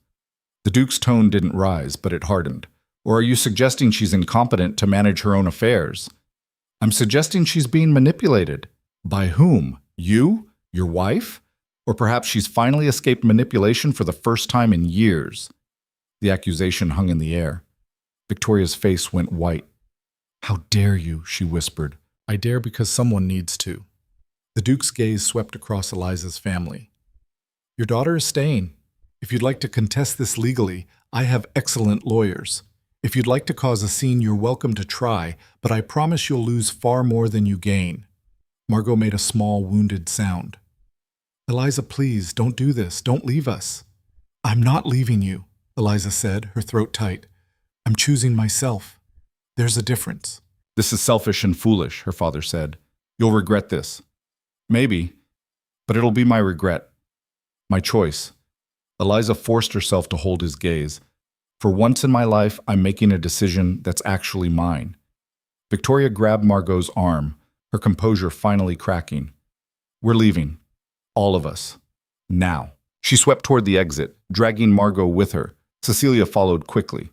Lord Hawthorne stared at Eliza for one more moment, his expression unreadable, then turned and left without another word. Eliza watched them go, her chest tight with something between grief and liberation. The ballroom had gone quiet, everyone watching the drama unfold. Then conversations resumed, louder than before, buzzing with speculation and scandal. Well, the Duke said quietly, you've certainly made an impression. I've destroyed my reputation. You've begun building a new one. He guided her gently away from the crowd. Come, I'll show you to your rooms. You look like you could use some peace and quiet. The room he led her to was 3 times the size of her bedroom at home, with windows overlooking the gardens and furniture that looked like it had been made by craftsmen who cared about their work. A fire crackled in the hearth. Thick carpets muffled sound. Your things will be sent for tomorrow, the Duke said from the doorway, if your family allows it. If not, I'll have appropriate clothing provided. Thank you. Don't thank me yet. What you've just done has consequences you can't fully anticipate. His expression grew serious.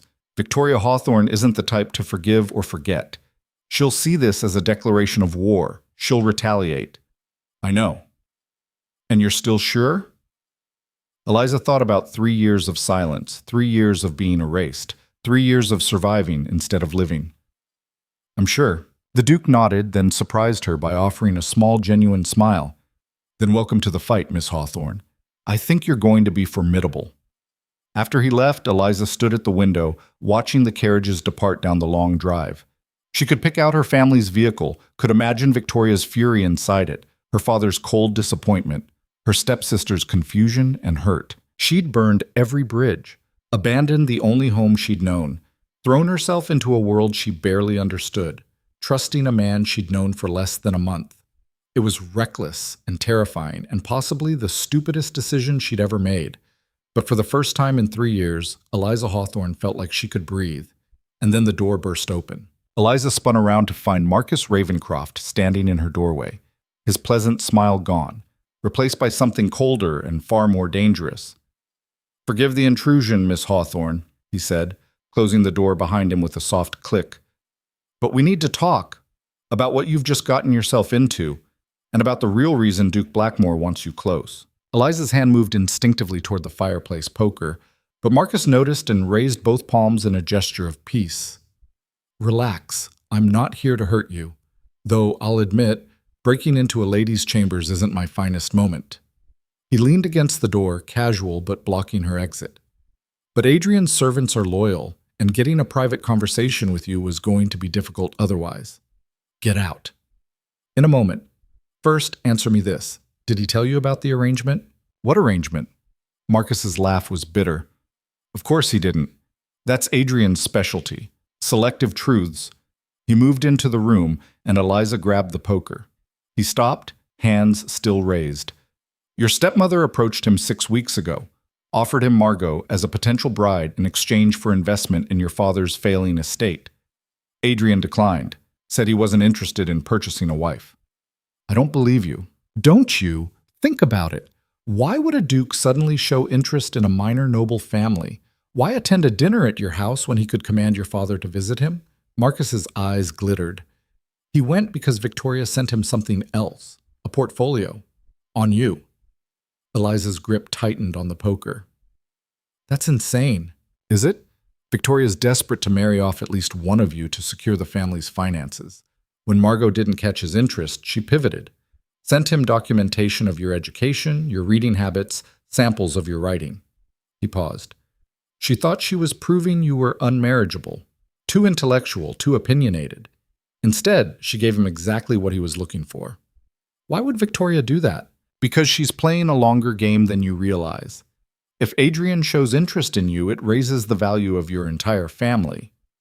Margot becomes more desirable by association. Cecilia gets access to better prospects. Marcus moved closer, his voice dropping. And when Adrian inevitably loses interest, because he always does, Victoria swoops in with Margot as the sensible alternative. You're lying. Am I? Then why did he test you so thoroughly at dinner? Why spend the afternoon introducing you to his network? Why offer you a place in his household so quickly? Marcus's expression turned almost pitying. He's not rescuing you, Miss Hawthorne. He's recruiting you. And once he's extracted whatever value he sees in you, you'll be discarded like everyone else. Eliza's mind raced. Some of what Marcus said aligned with things that had bothered her. The Duke's careful orchestration, the way he'd positioned her, the convenient timing of everything. But Marcus was also the Duke's enemy. A brilliant, wounded enemy with every reason to poison her against him. Why tell me this? Because you deserve to know what you're walking into, and because... He hesitated, something genuine flickering across his face. Because I was you once, the brilliant protege Adrian took under his wing, the one he tested and trained and promised opportunity, right up until I became inconvenient. The Duke said you tried to marry his sister for her money. Marcus's jaw tightened. He would say that. The truth is messier. I loved Catherine. I was also drowning in debt my father had hidden from me.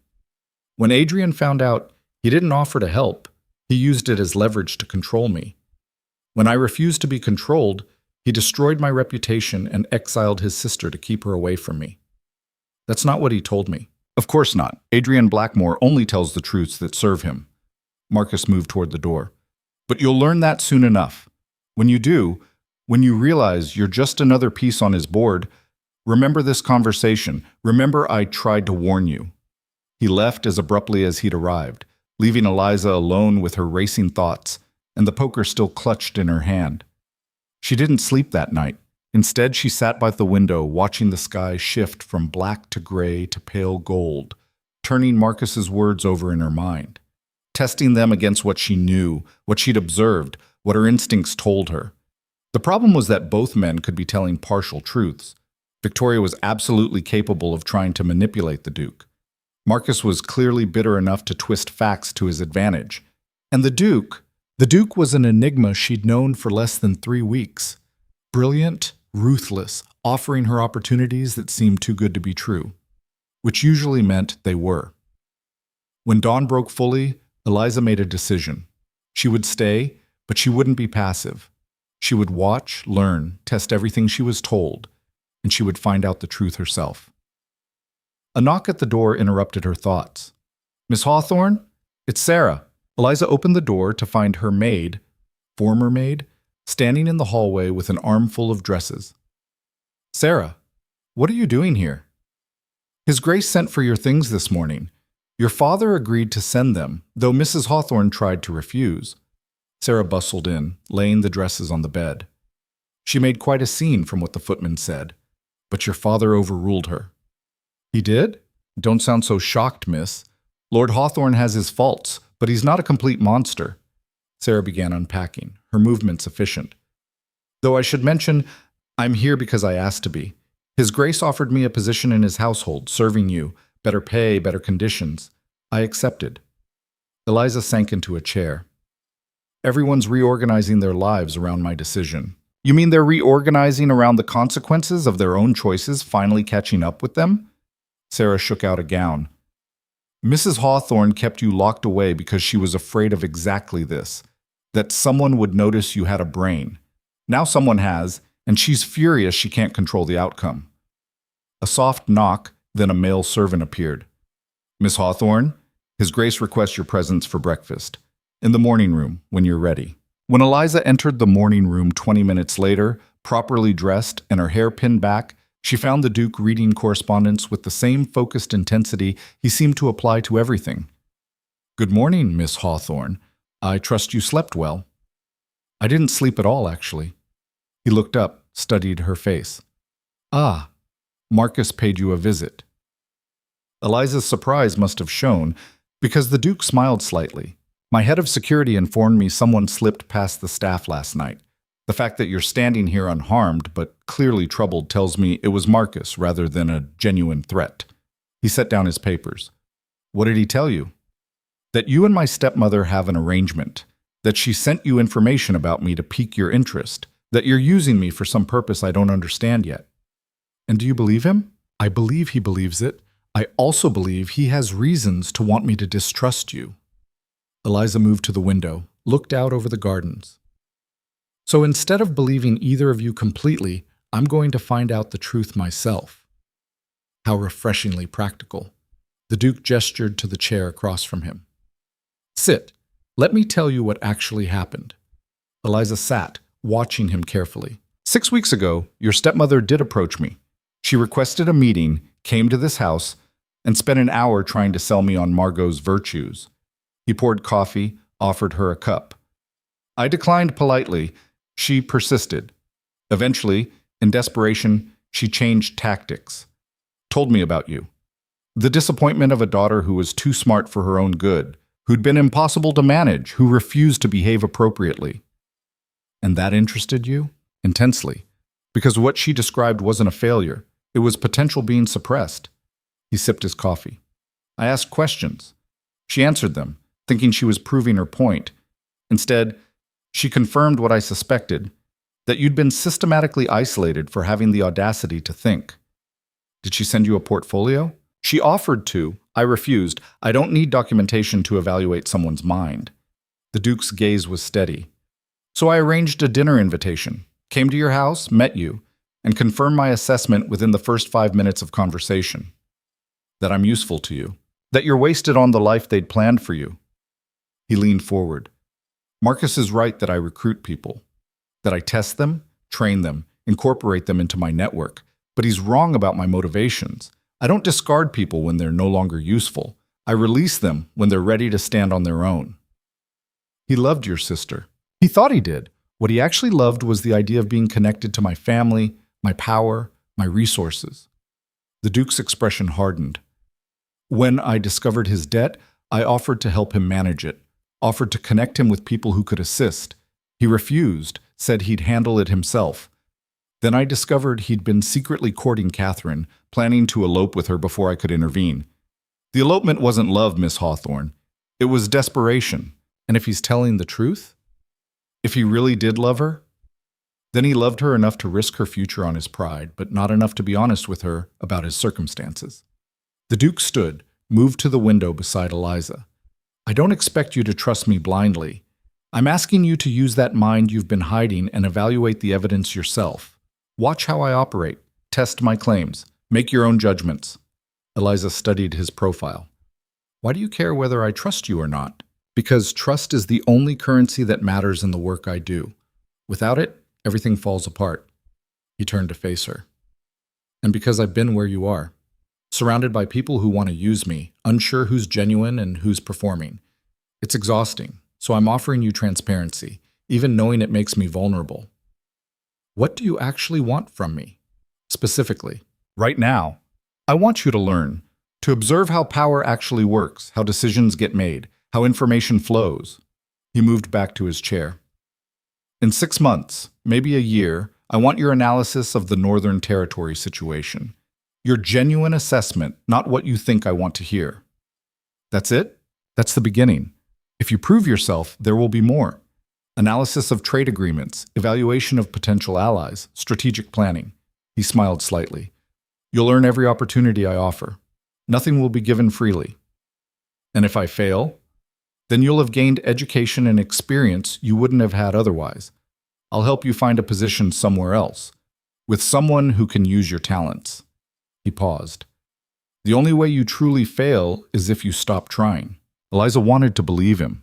Every instinct she had said he was being honest, but Marcus's warnings echoed in her mind, and she'd been fooled before by people who seemed trustworthy. I need time to think about all of this. Take all the time you need. In the meantime, I have a proposition. The Duke pulled out a document from his correspondence. There's a gathering tonight. Smaller than yesterday's, only about 20 guests. Dinner and discussion focused on trade policy. I'd like you to attend, observe, and tell me tomorrow what patterns you noticed in who spoke, who stayed silent, and who was performing versus contributing. You want me to spy on your guests? I want you to practice reading a room, understanding dynamics, seeing what's actually happening beneath the surface conversation. He slid the document toward her. This is the guest list. You have all day to research them if you'd like, or you can go in blind and rely on pure observation. Eliza took the list, scanned the names. Lord Ashford was there. Several others she recognized from yesterday. A few she didn't know at all. What if I see something you don't want me to see? Then you tell me anyway. Especially then. The Duke's expression was serious. I'm not looking for someone to confirm what I already believe. I'm looking for someone to catch what I miss. After breakfast, Eliza retreated to the library, a massive room with floor-to-ceiling shelves and the kind of quiet that made thinking easier. She spread out the guest list and began researching, using the Duke's extensive collection of political journals and news sheets. Lord Christopher Ashford, second son, no inheritance, made his fortune in shipping, known for being clever and generally well-liked. Baroness Wexford, widow, controls significant agricultural lands, influential in grain trade policy. Lord Pemberton, older, established family, conservative politics, resistant to change. And on down the list. Eliza built profiles in her mind, noting connections, conflicts, who would naturally oppose whom. Sarah brought lunch to the library, finding Eliza surrounded by papers. You look like a general planning a campaign. I feel like a student cramming for an examination I'm not prepared for. Eliza rubbed her eyes. I don't know what I'm doing, Sarah. You're doing what you've always done, learning, adapting, surviving. The maid set down the tray. Except now you're doing it somewhere that values those skills instead of punishing you for them. Or I'm being manipulated by someone much smarter than I am. Possibly, but if you are, at least you're learning something while it happens. Sarah poured tea. Besides, you're not exactly helpless anymore. You walked away from your family. You're staying in a duke's household. You've gotten the attention of multiple powerful men. That's not nothing, miss. Eliza sipped the tea, grateful for its warmth. Marcus Ravencroft thinks I'm being used. Marcus Ravencroft thinks everyone's being used because he was. Doesn't make him right about you. But what if he is? What if I'm just naive enough to fall for the same trap he did? Sarah was quiet for a moment. Then you'll fall, and you'll get back up, and you'll be smarter next time. She met Eliza's eyes. But you can't live your whole life afraid of being fooled. At some point, you have to trust someone, even if it's risky. After Sarah left, Eliza returned to her research with renewed focus. She wouldn't go into tonight blind. She'd be prepared, observant, ready to catch whatever the Duke wanted her to see and whatever he didn't. The dinner that evening was intimate compared to the previous day's gathering. 20 guests around a single long table, with the Duke at the head and Eliza seated halfway down on his right side. The placement was deliberate, close enough to observe him but far enough to have her own conversations. The talk started casually.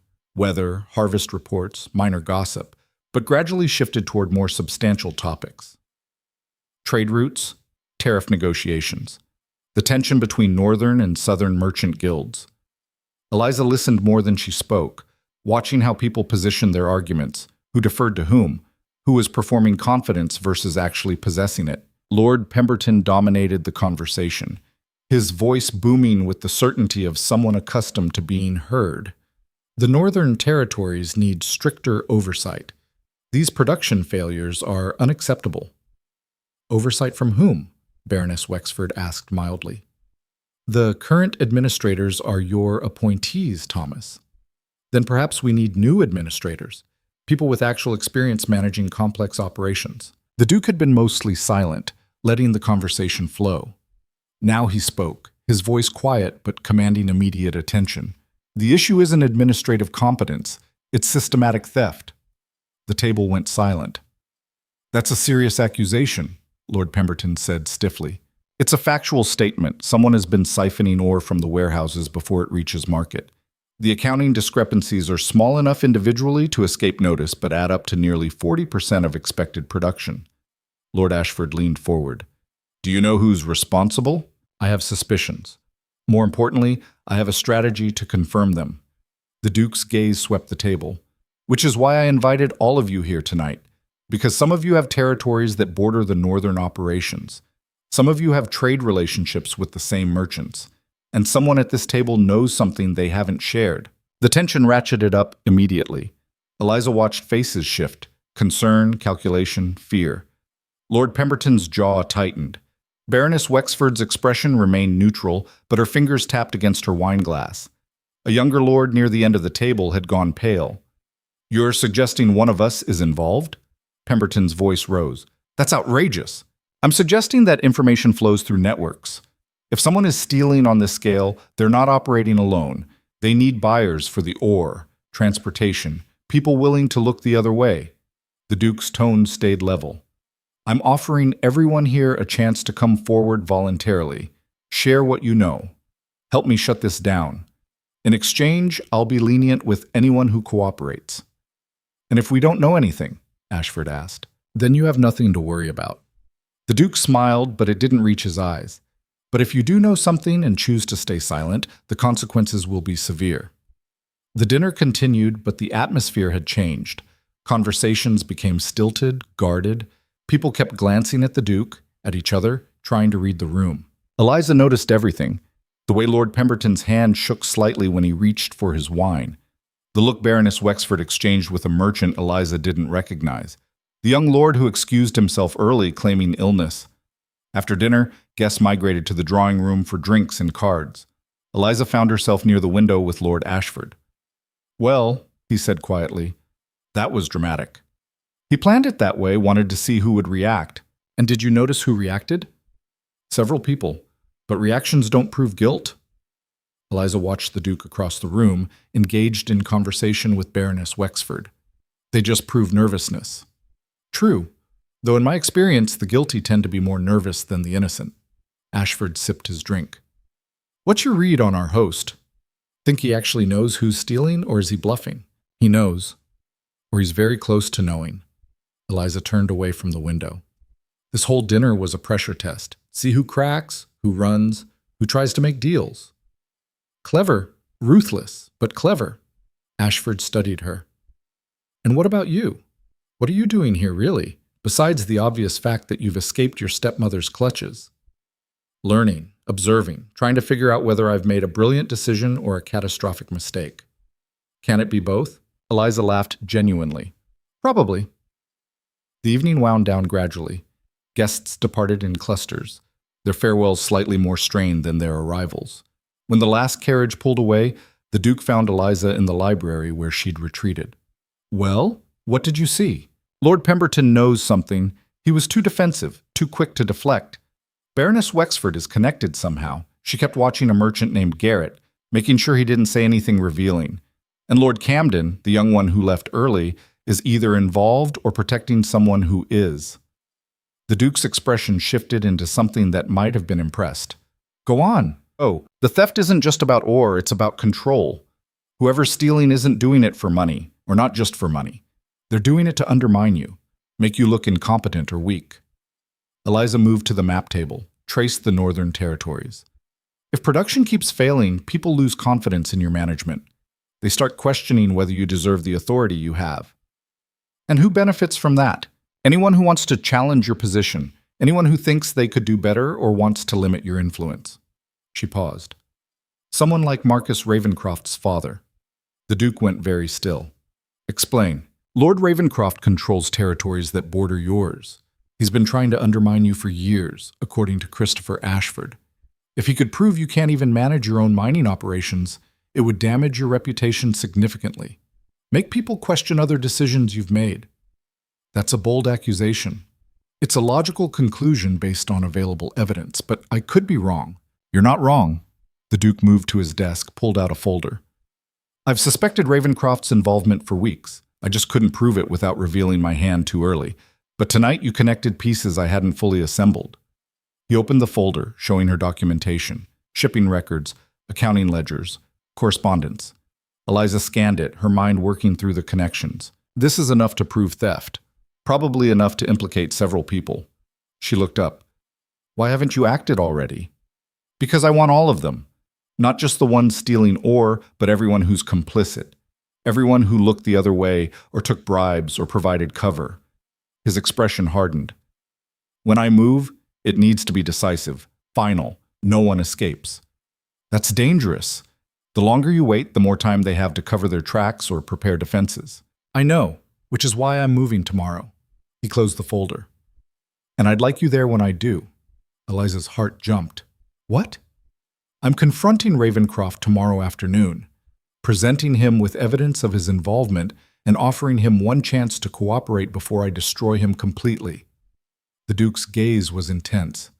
I want you there to observe, to watch how he reacts, to catch anything I miss in the moment. Why would you want me there for something that sensitive? Because you see things I don't. Because you're not invested in the outcome the same way I am, which means you'll be more objective. He paused. And because I'm trusting you with something important, this is me demonstrating that trust isn't just words. Eliza's mind raced. This was a test, maybe the real test. He was offering her a glimpse into actual power, real consequences, decisions that would affect people's lives. It was also incredibly risky. If she failed, if she missed something crucial, the fallout could be catastrophic. What if I see something that contradicts what you want to be true? Then you tell me. That's the entire point. He moved closer. I'm not looking for validation, Miss Hawthorne. I'm looking for truth, even when it's uncomfortable. She thought about Marcus's warnings, about Victoria's manipulations, about all the ways this could be a trap. Then she thought about 3 years of silence, 3 years of being told her thoughts didn't matter. I'll do it, she said. The Duke smiled, genuine, approving. Good. We leave at 2. Dress practically. This won't be a social call. That night, Eliza lay awake again, but this time it wasn't fear keeping her conscious. It was anticipation. Tomorrow she'd see real power in action. Tomorrow, she'd matter in ways she'd never mattered before. She just hoped she was ready for it. The next afternoon, Eliza sat beside the Duke in his carriage as it rolled toward Ravencroft's estate. She wore a simple dark dress, her hair pinned back severely. Sarah had helped her prepare with the efficiency of someone outfitting a soldier for battle. Remember, the Duke said, his eyes on the passing landscape, you're there to observe, not participate. Ravencroft will likely try to drag you into the conversation, use you to deflect or manipulate. Don't engage. What if he's innocent? Then the evidence will show it, and I'll apologize. His tone suggested he didn't believe that was likely. But I've spent 6 months building this case. I'm not wrong. Ravencroft's estate was smaller than Blackmore's, but still impressive. Old money, old power, the kind of place that had been in the family for generations. Servants met them at the entrance, their expressions carefully neutral. Lord Ravencroft received them in his study, Marcus at his side. The older man was silver-haired and distinguished, with the same calculating eyes as his son. Duke Blackmore, to what do I owe this unexpected visit?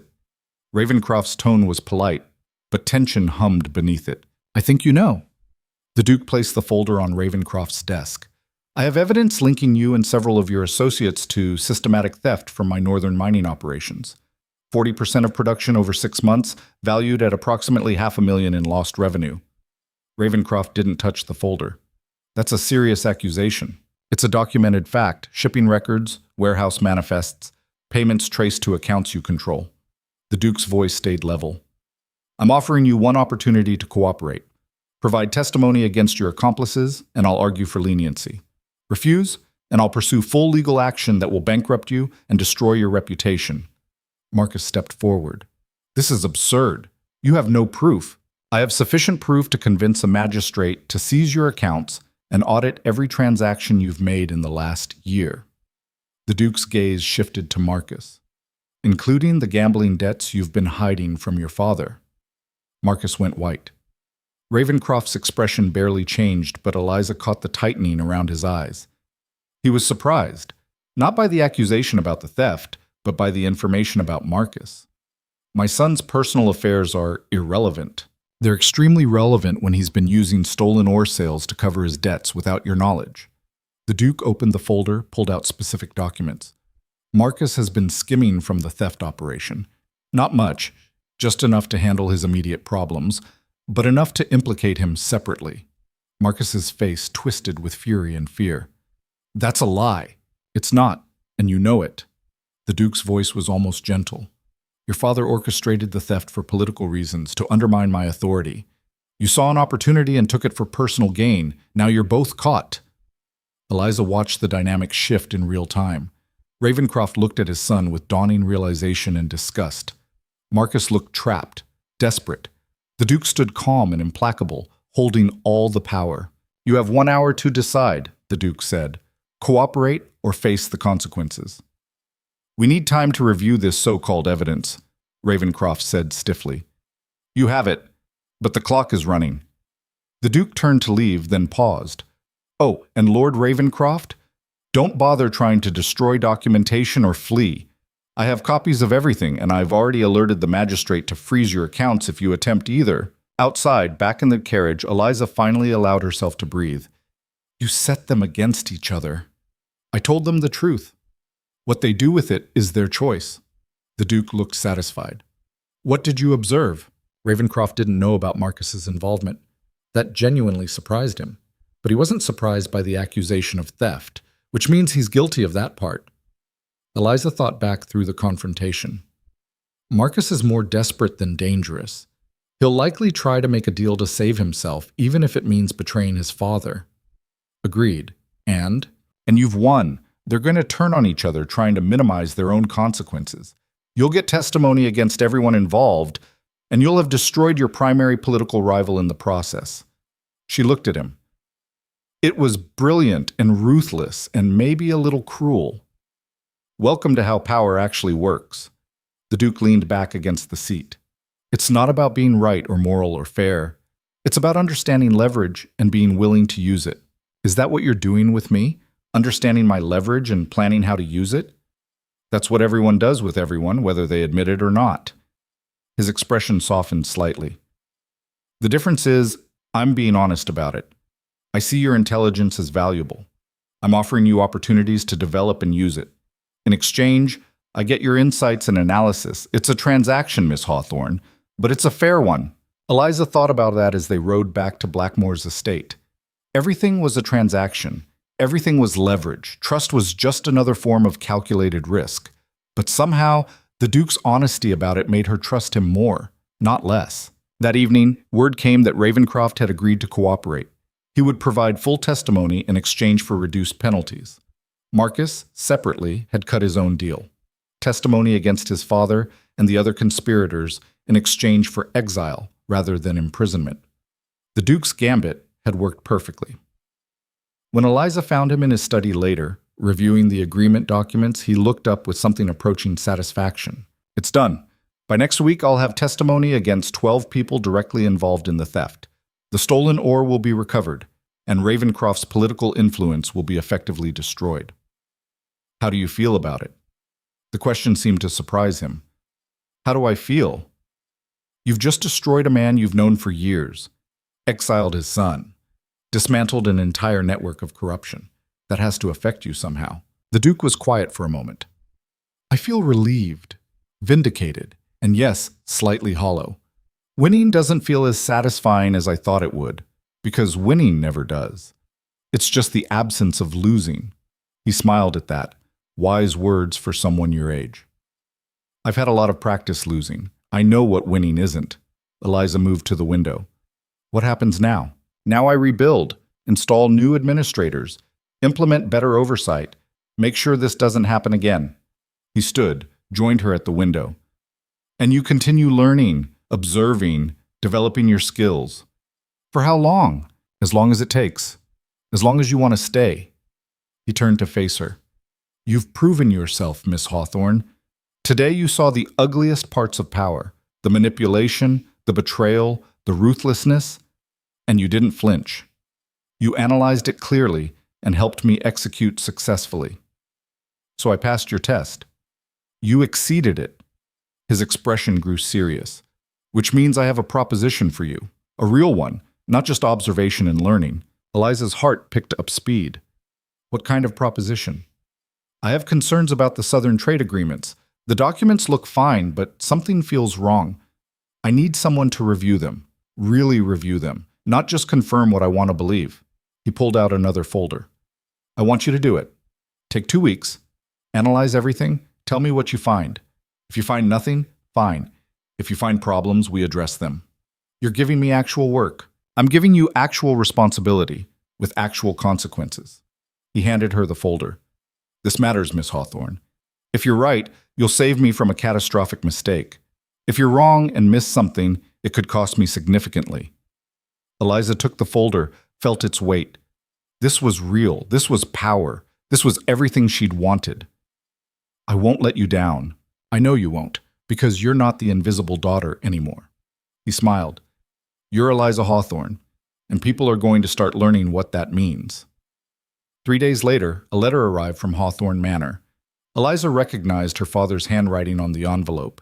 Inside, the message was brief. Eliza, your stepmother has left. She packed her things 2 days ago and departed with Margot and Cecilia. She says she cannot remain in a household that has been so publicly humiliated. I should be angry with you for causing this disruption. Instead, I find myself wondering why I allowed it to happen in the first place. Why I let her control so much. Why I forgot what your mother would have wanted for you. I don't know how to fix what I've broken between us, but I wanted you to know that I see you now. Perhaps too late, but I see you. Your father, Eliza, read the letter twice, emotions warring in her chest. It wasn't an apology. It wasn't enough to undo 3 years of neglect, but it was acknowledgement, recognition. The first crack in the wall her father had built around his own guilt. She folded the letter carefully and placed it in her desk drawer. Then she returned to the trade agreements, her mind sharp and focused, analyzing the documents that would prove whether she was truly capable of the work she'd claimed she could do. Outside her window, the sun set over Blackmore's grounds, painting everything gold and shadow. Eliza Hawthorne sat in that fading light, no longer invisible, no longer silent, finally doing the work she'd been born to do. And for the first time in her life, she felt like she belonged exactly where she was. The trade agreements consumed her for 11 days straight. Eliza barely left the library, surviving on tea and whatever food Sarah brought her. The documents were dense, deliberately complex, written in legal language designed to obscure rather than clarify. But beneath the jargon and convoluted clauses, patterns emerged. Small discrepancies. Clauses that seemed innocuous but created loopholes. Terms that benefited one party significantly more than the other, buried under layers of technical language. On the 12th day, Eliza found it. She was cross-referencing shipping schedules against tariff agreements when the pieces clicked into place.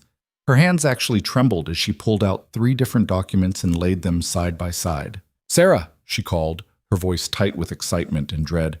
"Get the Duke. Now." 10 minutes later, Adrian Blackmore entered the library to find Eliza surrounded by papers, her hair falling loose from its pins, dark circles under her eyes. "You found something." "I found everything." She gestured to the documents. "Your Southern trade agreement isn't just bad. It's designed to bankrupt you within 3 years." The Duke's expression went very still. "Explain." "Look at Clause 17. It ties your shipping rates to commodity prices in the Eastern markets. Seems reasonable, right? Market-based pricing." Eliza pulled out another document. "But Clause 43 establishes that those commodity prices will be assessed using data from a specific trading house, Merchants Guild of Southport. And according to this third document, the Merchants Guild is controlled by a consortium that includes 2 of the families who were involved in the Northern Territory theft." The Duke leaned over the documents, his eyes scanning rapidly. "They can manipulate the commodity prices to drive your shipping costs higher while keeping their own profits steady," Eliza continued. "And because the agreement locks you in for 5 years with severe penalties for early termination, you'd be forced to operate at a loss until it destroys your shipping operation entirely." How did I miss this? Because it's brilliant. The manipulation is spread across multiple clauses in 3 different documents. Unless you're reading all of them simultaneously and know to look for the connection, it just looks like standard trade language. She met his gaze. Whoever designed this knew exactly what they were doing. The Duke straightened, his expression shifting from surprise to cold fury. Who negotiated this agreement for me? According to the signature pages, Lord Pemberton and Baroness Wexford. They were your representatives in the Southern negotiations. Both of whom were at that dinner. Both of whom I suspected might be compromised. His jaw tightened. I trusted them to handle this while I focused on the Northern crisis. They were creating a Southern crisis simultaneously. It's worse than that. Eliza pulled out her notes. I think the Northern theft was meant to be discovered. It was obvious enough that you'd find it eventually. They wanted you distracted, focused on one problem, while they set up a much bigger trap in the South. A coordinated attack. The Duke began pacing, his mind clearly racing through implications. Ravencroft was the distraction. The real threat was always the trade agreements. And if I'm right about the timeline, this agreement was negotiated 6 months ago, right when the Northern theft started. Eliza stood, her legs stiff from sitting too long. They've been planning this for at least half a year. The Duke stopped pacing, turned to face her fully. This is exceptional work, Miss Hawthorne. You've just saved me from financial ruin. I've identified the problem. Solving it is different. Solving it starts with knowing there's a problem to solve. He moved to the map table, studied the territorial markers. Pemberton and Wexford, both well established, both considered allies, both absolutely compromised. What will you do? What I do best. Apply pressure until something breaks. He looked at her. But I'm going to need your help. Are you ready for that? Eliza thought about Victoria's manipulations, about 3 years of being powerless, about the girl she'd been at that dinner table weeks ago. I'm ready. The confrontation happened 3 days later, in the Duke's formal receiving room. Pemberton and Wexford arrived separately, neither knowing the other had been summoned.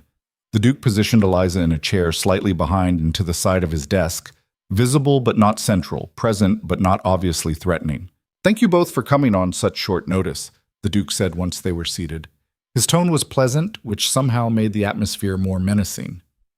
Of course, Your Grace, Baroness Wexford said smoothly, though I confess I'm curious about the urgency. I've been reviewing the Southern trade agreements you negotiated on my behalf. I have some questions. Pemberton shifted in his chair. I'm sure we can clarify any concerns. The terms are quite favorable overall. Are they? Walk me through Clause 17 again. The one linking my shipping rates to Eastern commodity prices. The Baroness didn't miss a beat. Standard market-based pricing. It protects all parties from artificial rate manipulation. Interesting, because Miss Hawthorne here found something fascinating about that clause. The Duke gestured to Eliza. Would you care to explain? Eliza stood, moved to the desk where she'd prepared the documents. Her hands were steady despite her racing pulse. Clause 17 appears standard until you read it alongside Clause 43 and the supporting documentation in Addendum C. Together, they create a mechanism for the Merchants Guild of Southport to artificially inflate commodity prices, which drives up the Duke's shipping costs while protecting their own profit margins. Pemberton's face flushed. That's a gross misreading of the language. Is it? Eliza pulled out a chart she'd created, showing projected costs over 5 years. Because I've run the numbers. If commodity prices increase even modestly, say 15% over 3 years, which is well within historical norms, the Duke's shipping operation becomes unprofitable by year 4. Market fluctuations are always a risk, Wexford said, but her voice had lost some of its confidence. True, except the Merchants Guild isn't subject to market fluctuations. They set the prices. Eliza placed another document on the desk. And according to incorporation records, the Guild is controlled by a consortium that includes families currently under investigation for the Northern Territory thefts. The room went silent. The Duke leaned forward. So let me understand this correctly. While I was dealing with obvious theft in the North, you two negotiated an agreement in the South that would slowly bankrupt me through legal manipulation. An agreement that benefits the same people who were stealing from me elsewhere. Your Grace, I assure you, Pemberton started. Don't! The Duke's voice cut like a blade. Don't insult me by lying. I have documentation of payments made to both of you from the Merchant Consortium. I have correspondence discussing strategy. I have enough evidence to destroy both your reputations and possibly bring criminal charges. Wexford's composure finally cracked. What do you want? The truth. All of it. Who organized this? Who approached you? What were you promised? Pemberton looked at Wexford, some silent communication passing between them. Then he sagged in his chair. Lord Harrington, he's been building a coalition against you for over a year. Said you were too young, too radical, that you didn't respect traditional power structures. Pemberton's voice was bitter. He offered me back the northern lands my grandfather lost to your family 3 generations ago. Promised the Baroness favorable grain contracts. And all you had to do was negotiate terms that would cripple me financially while appearing helpful. The Duke's expression was stone. Brilliant, in its way. We didn't have a choice, Wexford said desperately. Harrington controls too much. Opposing him would have meant ruin, so you chose to ruin me instead. The Duke stood. Here's what's going to happen. You're both going to provide full testimony about Harrington's involvement and anyone else in his coalition. You're going to help me dismantle this entire conspiracy. In exchange, I won't pursue criminal charges. And our reputations? Pemberton asked quietly. Consider them casualties of poor decision-making. The Duke moved toward the door. You have 24 hours to decide. Cooperate or face complete destruction. I'll leave you to discuss it. Outside in the hallway, Eliza finally allowed herself to breathe. That was brutal. That was necessary. The Duke looked at her. How do you feel? Powerful, scared, a little sick. She leaned against the wall. Is this what your life is always like? More or less, though today was particularly eventful. He smiled slightly. You performed exceptionally. Pemberton barely lasted 5 minutes once you started explaining the clauses. I was terrified I'd made a mistake in my analysis, that I'd accused them wrongly. But you hadn't. You trusted your work, presented it clearly, and watched them crumble under the weight of truth. He studied her face. You're not the girl who sat silent at family dinners anymore. No, I'm not. The next 2 weeks were a whirlwind of activity. Pemberton and Wexford provided testimony that led to Lord Harrington and 8 other nobles being implicated in what the newspapers started calling the greatest conspiracy against a sitting duke in a generation. The scandal consumed the capital. Investigations were launched. Assets were frozen. Reputations crumbled. And through it all, Eliza worked alongside the Duke, analyzing documents, identifying connections, building cases that were airtight and devastating. She discovered she had a gift for it, for seeing patterns others missed, for understanding how power flowed beneath surface appearances, for translating complex schemes into clear explanations that even magistrates could understand. More importantly, she discovered she liked it. The challenge, the impact, the feeling of using her mind for something that mattered. Word spread about the young woman working with Duke Blackmore. At first, people dismissed her as an oddity, a temporary fascination. But as case after case was built on her analysis, as conspiracy after conspiracy unraveled based on her insights, dismissal turned to curiosity, then to grudging respect. Eliza Hawthorne was becoming someone people noticed. One afternoon, 6 weeks after she'd first analyzed the trade agreements, a visitor arrived at Blackmore Estate. Margot. Sarah brought word that Eliza's stepsister was waiting in the blue drawing room, and Eliza's first instinct was to refuse the meeting, but curiosity won out. Margot looked different, thinner, tired, her expensive dress hanging slightly loose. The brittleness was still there, but something else too, something that looked like defeat. Eliza. Margot stood when she entered. Thank you for seeing me. I'm surprised you came. I'm surprised I had the courage. Margot twisted her hands together.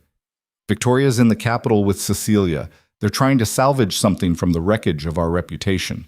I couldn't bear it anymore, so I came here. What do you want, Margot? To apologize. For how I treated you. For being complicit in Victoria's cruelty. For being too focused on my own survival to care about yours. The words came out in a rush. I've been thinking about what you said. About the cages we're all trapped in, and you were right. I was so desperate to escape mine that I helped lock you in yours. Eliza studied her stepsister, looking for manipulation or performance, found only exhausted honesty. Sit down. They sat across from each other, an awkward silence stretching between them. Father sent you a letter. Margot said finally. Did you read it? I did. He's different now, quieter. He actually looks at me when we talk, like he's seeing me for the first time. Margot's laugh was hollow. Took you leaving for him to notice we existed. What about Victoria? She's furious. With you, with father, with the entire world. She's already trying to arrange matches for Cecilia, using whatever connection she has left. Margot paused. She wanted me to marry some elderly earl who needs an heir. I refused. You refused Victoria? I watched you do it. Figured if you could survive her wrath, maybe I could too. Margot met her eyes. I'm not brave like you, Eliza, but I'm trying to learn. Something in Eliza's chest softened. What will you do now? I don't know. Father offered to let me manage the household accounts, actual work, not just decorative responsibilities. It's not much, but it's something. She smiled weakly. Apparently I have some aptitude for numbers. Who knew? I did. I remember you calculating card odds faster than anyone at family gatherings. You noticed that? I noticed a lot of things. I just wasn't allowed to say them. They talked for another hour, the conversation stilted at first, but gradually finding easier ground. Margot left with a promise to write, and Eliza stood at the window watching her stepsister's carriage disappear down the drive. That looked difficult. The Duke had appeared in the doorway. It was, but necessary, I think. Eliza turned from the window. She's trying to change. It's not my place to punish her for who she was forced to be. Generous of you. Not generous. Just realistic. We were all victims of Victoria's ambitions. Some of us just had fewer resources to fight back. The Duke moved into the room holding a letter. Speaking of fighting back, this arrived today, from the magistrate. Harrington's been formally charged. His coalition has completely collapsed. The trade agreement has been nullified. So it's over. This particular crisis is over. There will be others. He handed her the letter. But there's something else in here you should see. Eliza scanned the document, stopped at a particular paragraph. They're acknowledging my contribution publicly? The magistrate wants it known that Miss Eliza Hawthorne's analysis was instrumental in uncovering the conspiracy. You're being credited, in official documents, for work that saved the duchy significant resources and prevented major financial manipulation. People will talk. People are already talking. Now they'll talk with facts instead of speculation. He smiled. You're officially part of this world now, Miss Hawthorne. No going back. Good. I don't want to go back. That evening, Eliza sat at the desk in her rooms, larger rooms now, befitting her changing status, and wrote 2 letters. The first was to her father. Father, thank you for your letter. I don't know if we can repair what's been broken, but I'm willing to try if you are. Not by returning to how things were, but by building something new. I found work that matters to me. Work that uses the mind Mother helped me develop and you tried to suppress. I'm not coming home, but perhaps we can find a different kind of relationship, one built on honesty instead of avoidance. Your daughter, Eliza. The second was harder. She wrote it to Victoria, even knowing it would likely be ignored. Victoria, I won't apologize for choosing myself. You spent 3 years trying to make me invisible, and I finally stopped letting you. I don't hate you. I pity you.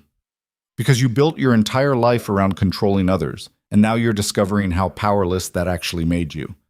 I hope you find something that fulfills you beyond manipulation and social climbing, but I won't be part of your plans anymore. Eliza Hawthorne. She sealed both letters and gave them to Sarah to post. Then she returned to the documents waiting on her desk. A new case, a new puzzle, a new opportunity to prove her worth.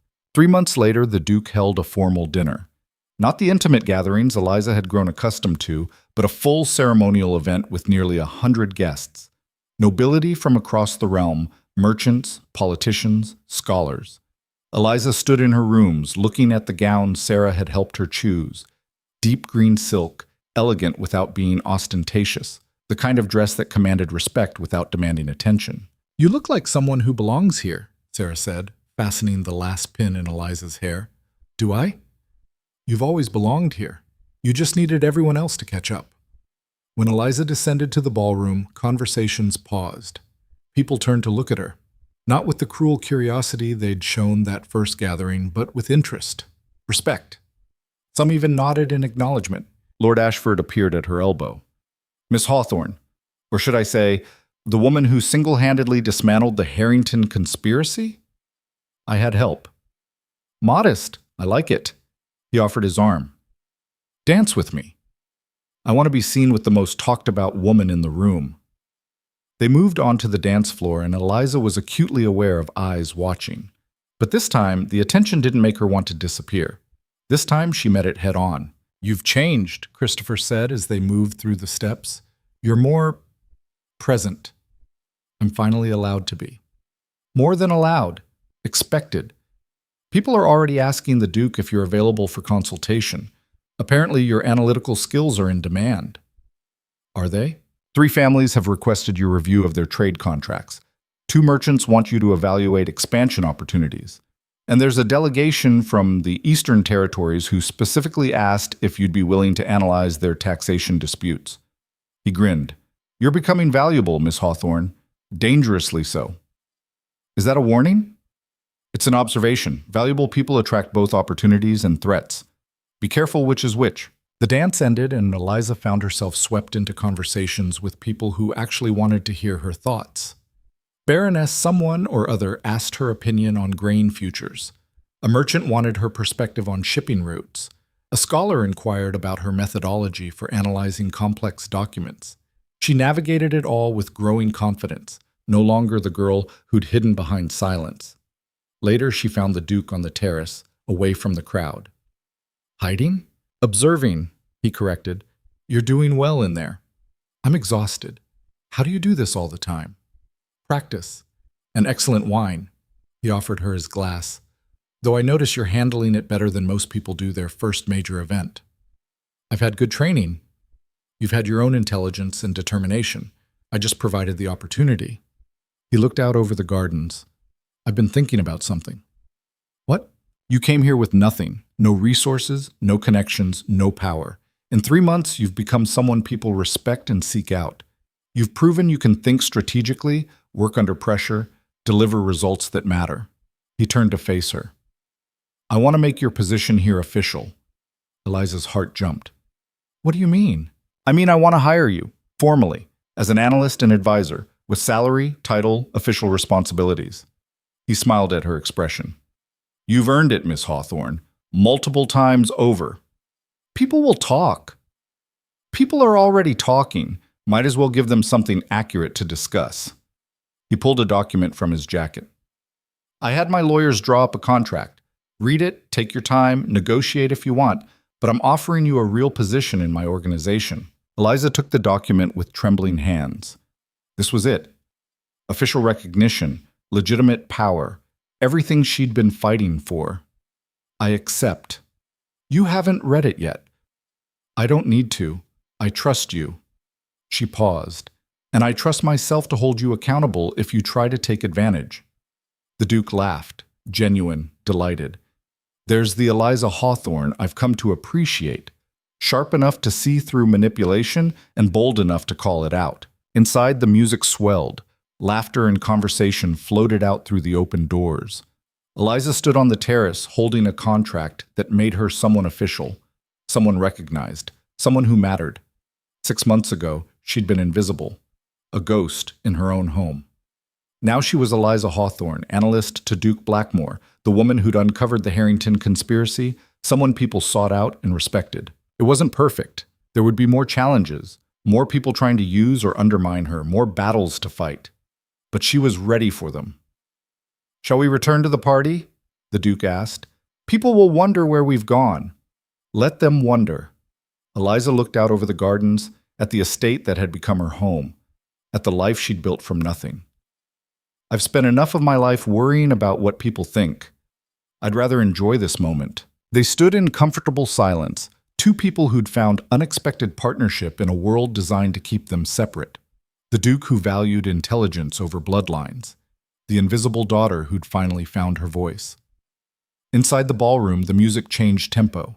A new dance beginning, new conversations forming, the endless cycle of power and politics and human ambition. Eliza would return to it soon, would dance and talk and continue building the reputation she'd fought so hard to establish. But for now, she stood in the cool evening air and let herself simply exist, not performing, not surviving, not fighting, just being. Eliza Hawthorne, no longer invisible, no longer silent, finally, completely, herself. A week later, another letter arrived from Hawthorne Manor. This time it was from her father, but the tone was different, warmer. Eliza, I've enclosed the deed to your mother's property, the small estate her family left her that I've been holding in trust. It's yours now, no conditions. Your mother would want you to have it. I also wanted you to know that I've begun divorce proceedings against Victoria. It will be messy and expensive, but necessary.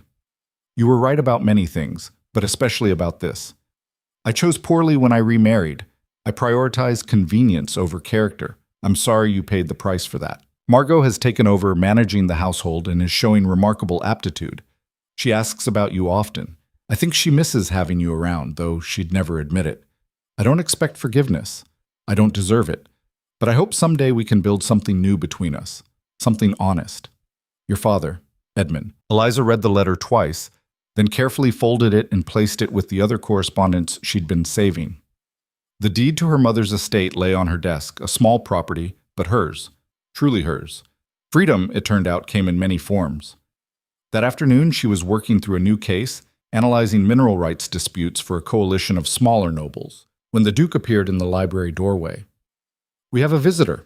Eliza looked up, noting something odd in his expression. Who?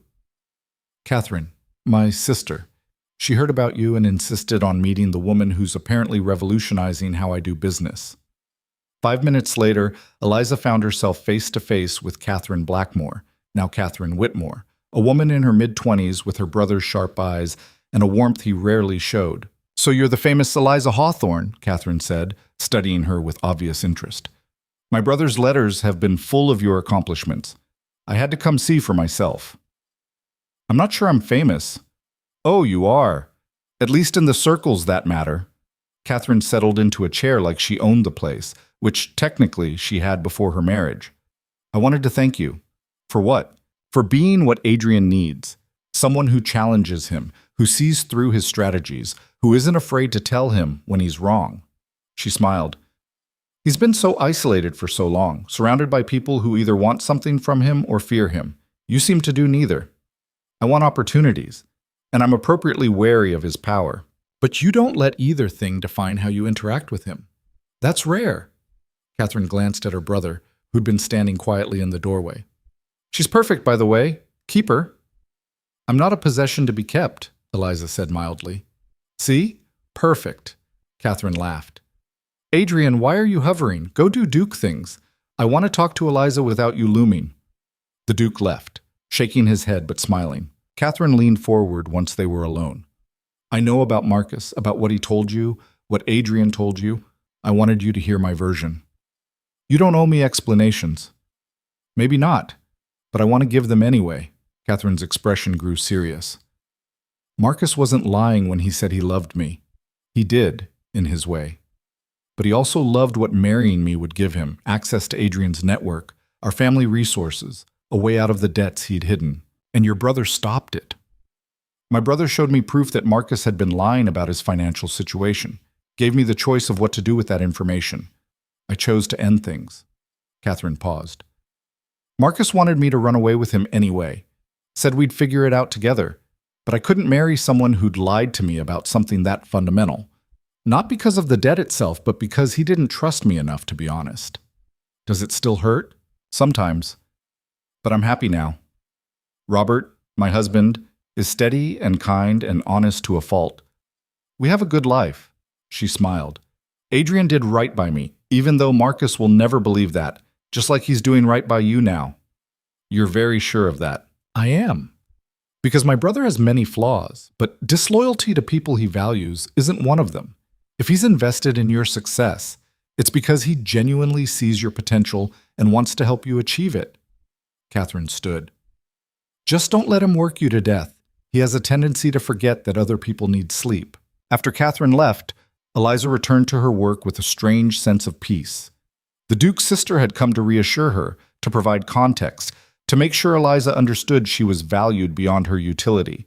It mattered more than Eliza wanted to admit. That evening, she found the Duke in his study, reviewing correspondence. "Your sister is intense. She takes after our mother, all charm and steel underneath." He looked up. "Did she interrogate you thoroughly?" "She gave me her perspective on Marcus, on you, on why I should trust what you're offering." "And did it work?" "I already trusted you, but it helped to hear someone else confirm my judgment wasn't completely flawed." Eliza moved to the window. "I received a letter from my father today. He's divorcing Victoria.